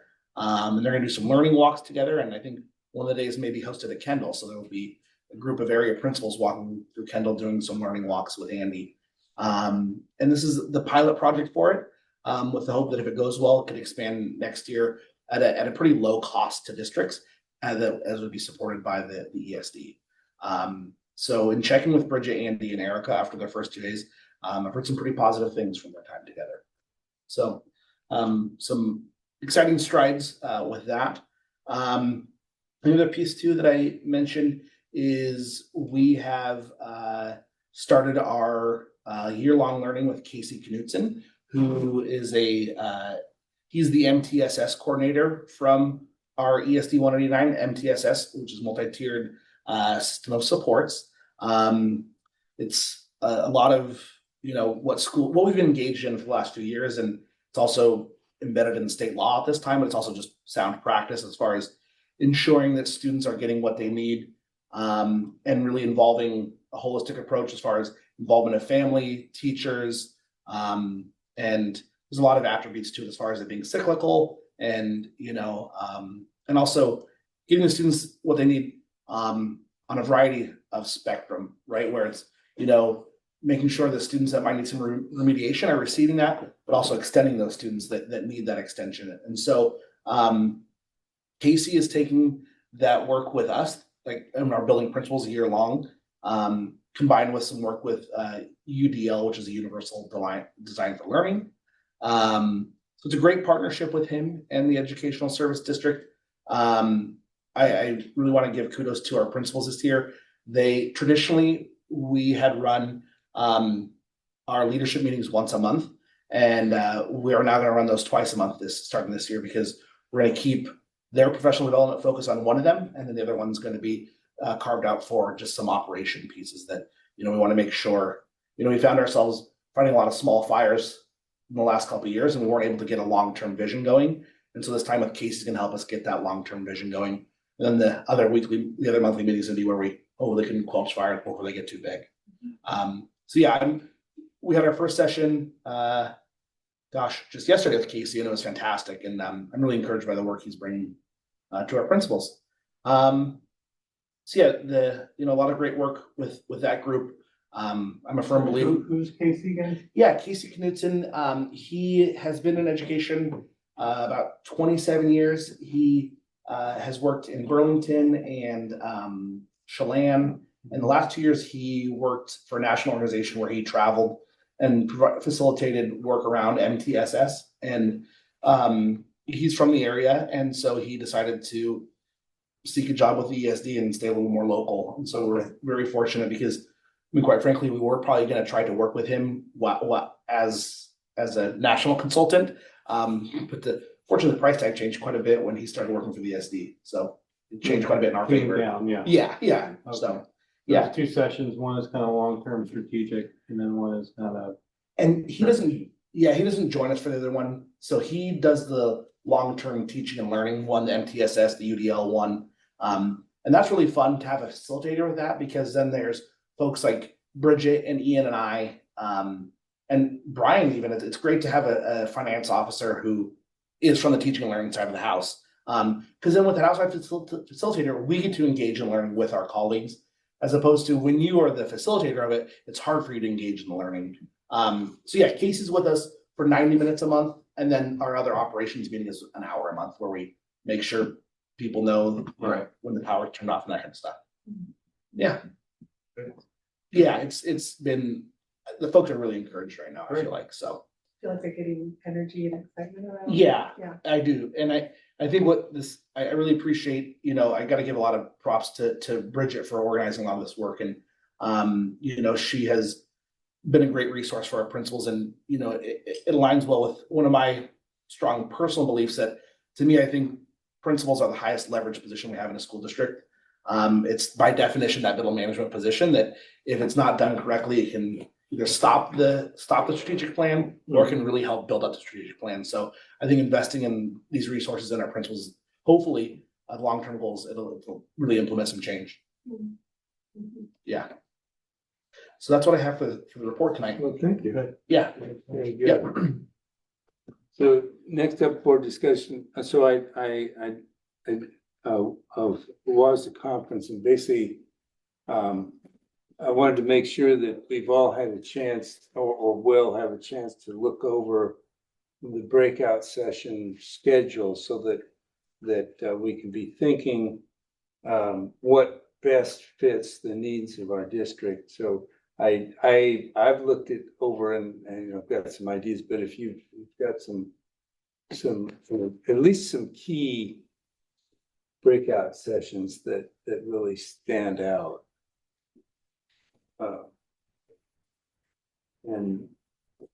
We don't have to figure out tonight which ones we want to do, but I want to just kind of plant that seed so that we are.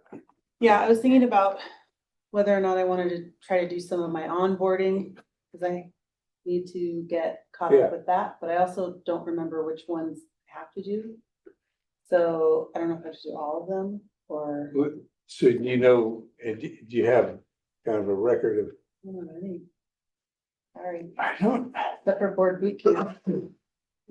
Yeah, and then there's open, there's Oh, I funding, did open state that. funding. I did that.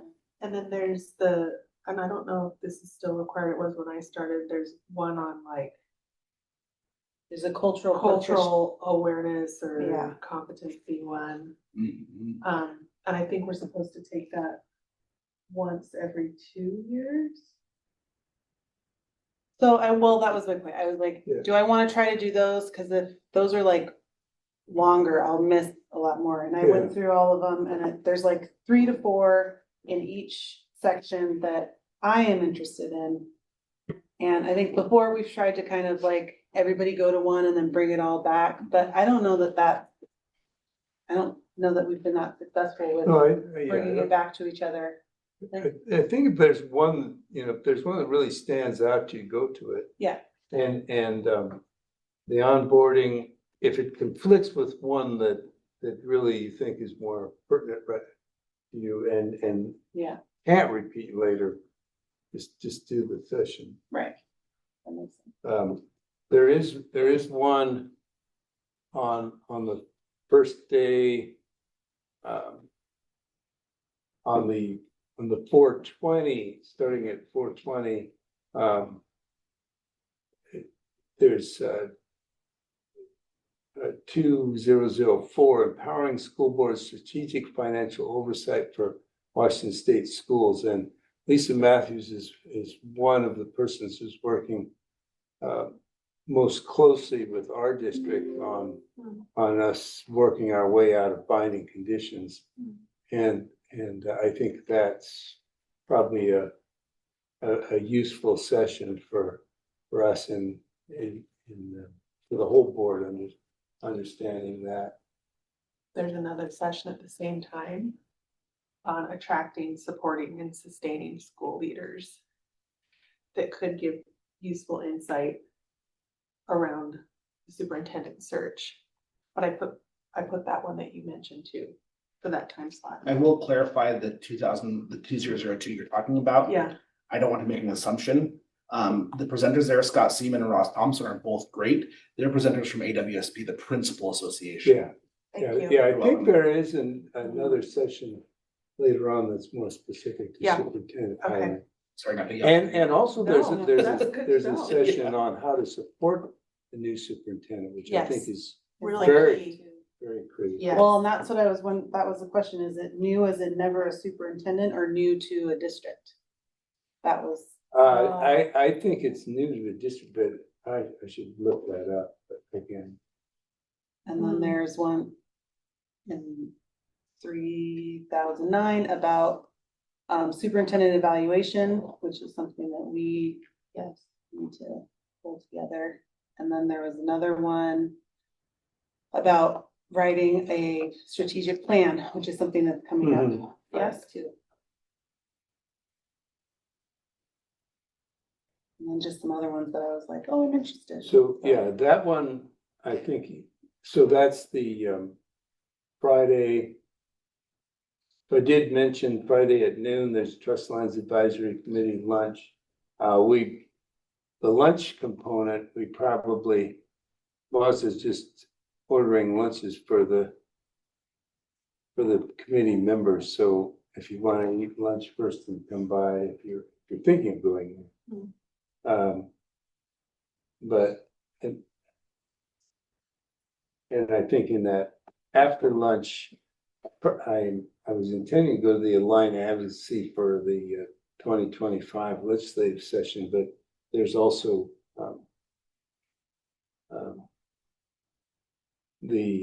I think the one superintendent evaluation. I wanted to go to that aligned advocacy one too, because it was talking about building skills and sharing strategies and reaching out and talking to legislators is intimidating for me. Cause I get really tongue tied and I forget all the facts and figures and everything that I know. So having some information about that would be really helpful for me. So I think that's probably the one that I'm gonna go to. But if anyone is interested in the trust building strategic plan through inclusive design process. That was actually the one I went and signed up or checked everything that I about last week. That's the one I plan to attend, 3,004. Oh, cool. So I think it would be nice to, if we could, yeah, that sounds good. And I got the app. I know, that's super handy. Yeah. Was the 24. Yeah, it's like your guide to, exactly where to go. Yeah. Okay. And I did see the one about making school improvement plans meaningful. I thought that would be, which I know that we're working on a new system of that, but it would be really cool to see what others were doing.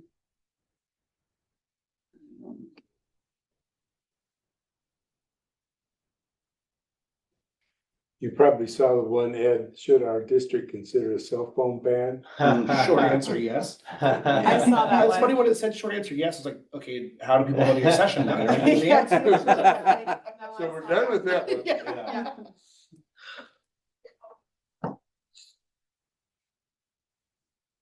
But there is the student-centered strategic planning is a take on strategic planning that. And you get some student voice there too. There's high school students. Yeah, there's a couple things with student voice, because I really want a student person in here. I think that'd be really fun. Yeah. And it's great experience for that Yeah. student too. And quick update on that, I met with the Whatcom County superintendents this morning. And through the ESD, they're working on a retreat in early spring to bring the student board reps together from ESD 189. And they're going to invite board members, even if we don't have them yet, to come watch and see how they operate. Nice. So I'll keep you guys informed about that. Yeah, that would be That cool. would be wonderful. Yeah.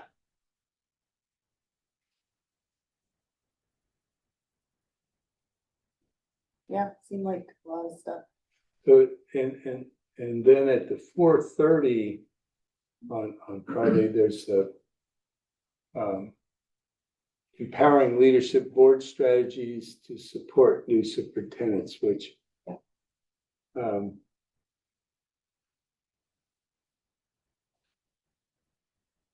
That would be useful.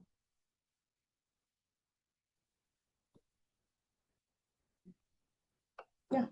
And there's also a session at that same time, and it's Lori Dent. I think that's who we heard Yeah, last time, she's right? good. It's the- She's great. the purposeful board meetings aligned to your district strategic plan. That was And it looks another like one. she's drilling in on that specific idea, which is kind of what we're trying to start doing. And Yeah. so I'm hoping maybe one of us at least will go to that and maybe pick up some new ideas to help us refine that approach that we're taking. Yeah. I think that's one that worked too. yeah, I think I would attend them. Yeah, and she's fantastic. Yeah, Summer.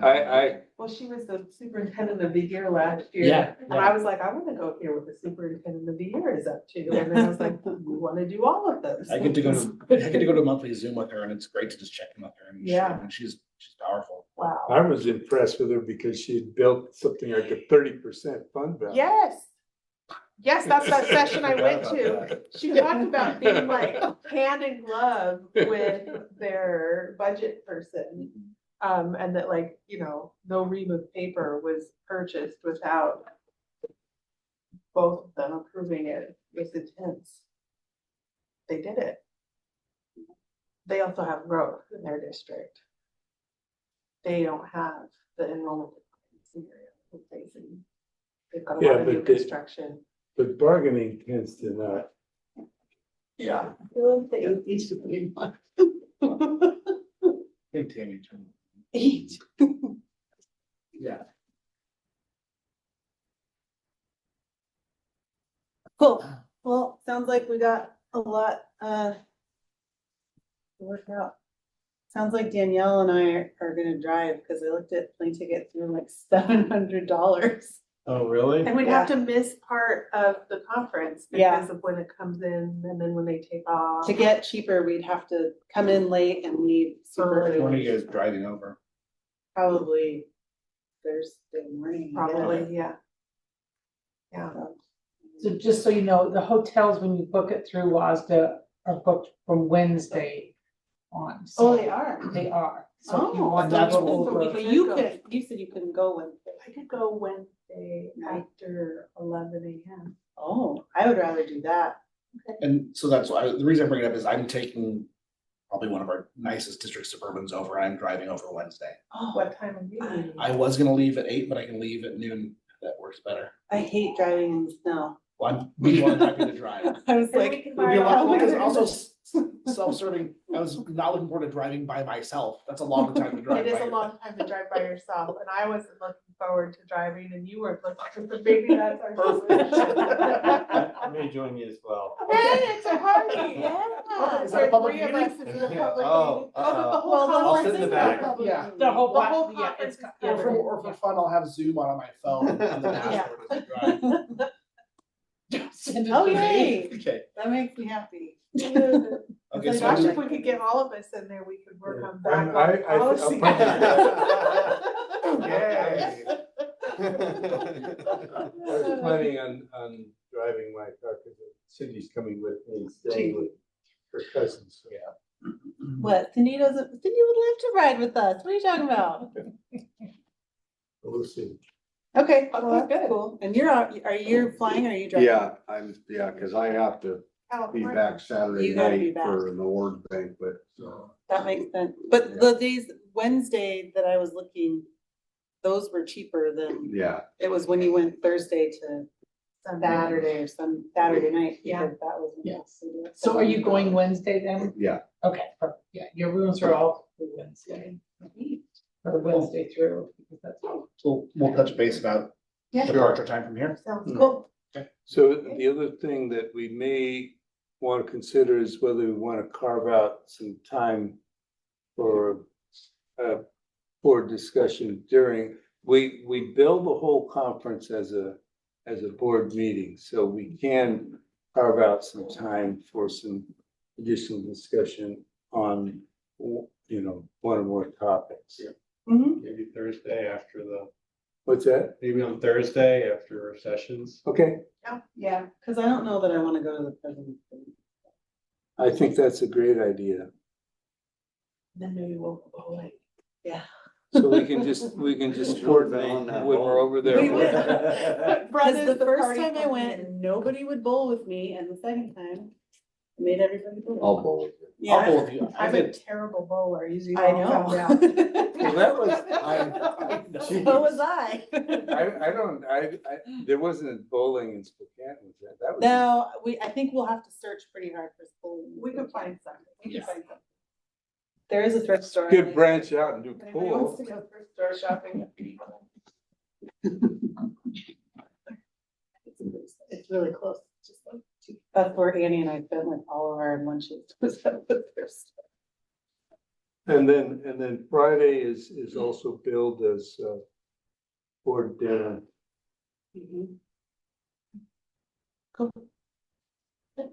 Also, when I think it was the 21st, just out of full transparency, we did get invited to a hosted dinner and drink thing at Flat Stick Pub from Apollo Solutions, the group that helped us with the it's called Small Schools Modernization Grant. Oh, But I didn't RSVP, so I just figured I'd give you the information. When is that? It's Thursday night at Flat Stick. Okay. What was that? It's a hosted, that's miniature golf. yeah, That's a miniature, fun- yeah, that's a fun hosted. spot. It's a hosted dinner and drink night by Apollo Solutions. That's the group that worked to put together our small schools modernization grant application. Okay. Oh, yeah, they're paying. Yeah, so it's all Are paid they gonna try for. to sell us stuff? Well, No I think, that- they're hoping that if we get the grant, that we'll use them to Oh, to be the gotcha. project managers, I think, Okay. right? So. There's always a motive, but I wouldn't feel right if I didn't tell you about it. I'm not endorsing the content you're doing, I'm just giving you the information. Well, Yeah, I think I had dinner one time with Snyder Electric and they was trying to sell their services to save energy to a district along the Columbia River that was paying like 1.5 or 2 cents a kilowatt hour. No reason to save energy at all. Right next to one of the dams. Yeah. Cause then Friday night, Piper Sandler, who sells school bonds, is hosting the same event at Flat Stick. So 2 separate nights, same thing, just 2 free dinners and drinks. I mean, there's That's the something same to be place. said for free dinner and drinks. Okay, well, I think we're pretty organized there. That's, and as far as meeting schedule, I think that's probably all we needed to cover too. So, no further meetings other than one for the rest of November. So. One piece about the school visits on the 25th. Unfortunately, Matt Durand was in a mountain biking accident. He's in good spirits, but is going to be out of work for a little bit. So we may or may not postpone that portion of the school visits on the 25th. But if that's the case, I'm hoping to see if we can get ERC to pinch it, and it's always fun to spend time with the littles. So yeah. So you're proposing that we change the 25th? No, we keep junior high as it is. See if we can Okay. get over the ERC. Matt might be back by then. Okay. But I just wouldn't want, I mean, it's impossible to do without the principal. So we may need to do the high school one at a later date, I guess is what I'm that's saying. fine. Yeah.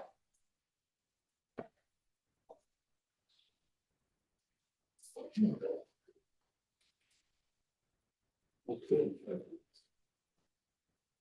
Well, that concludes our meetings.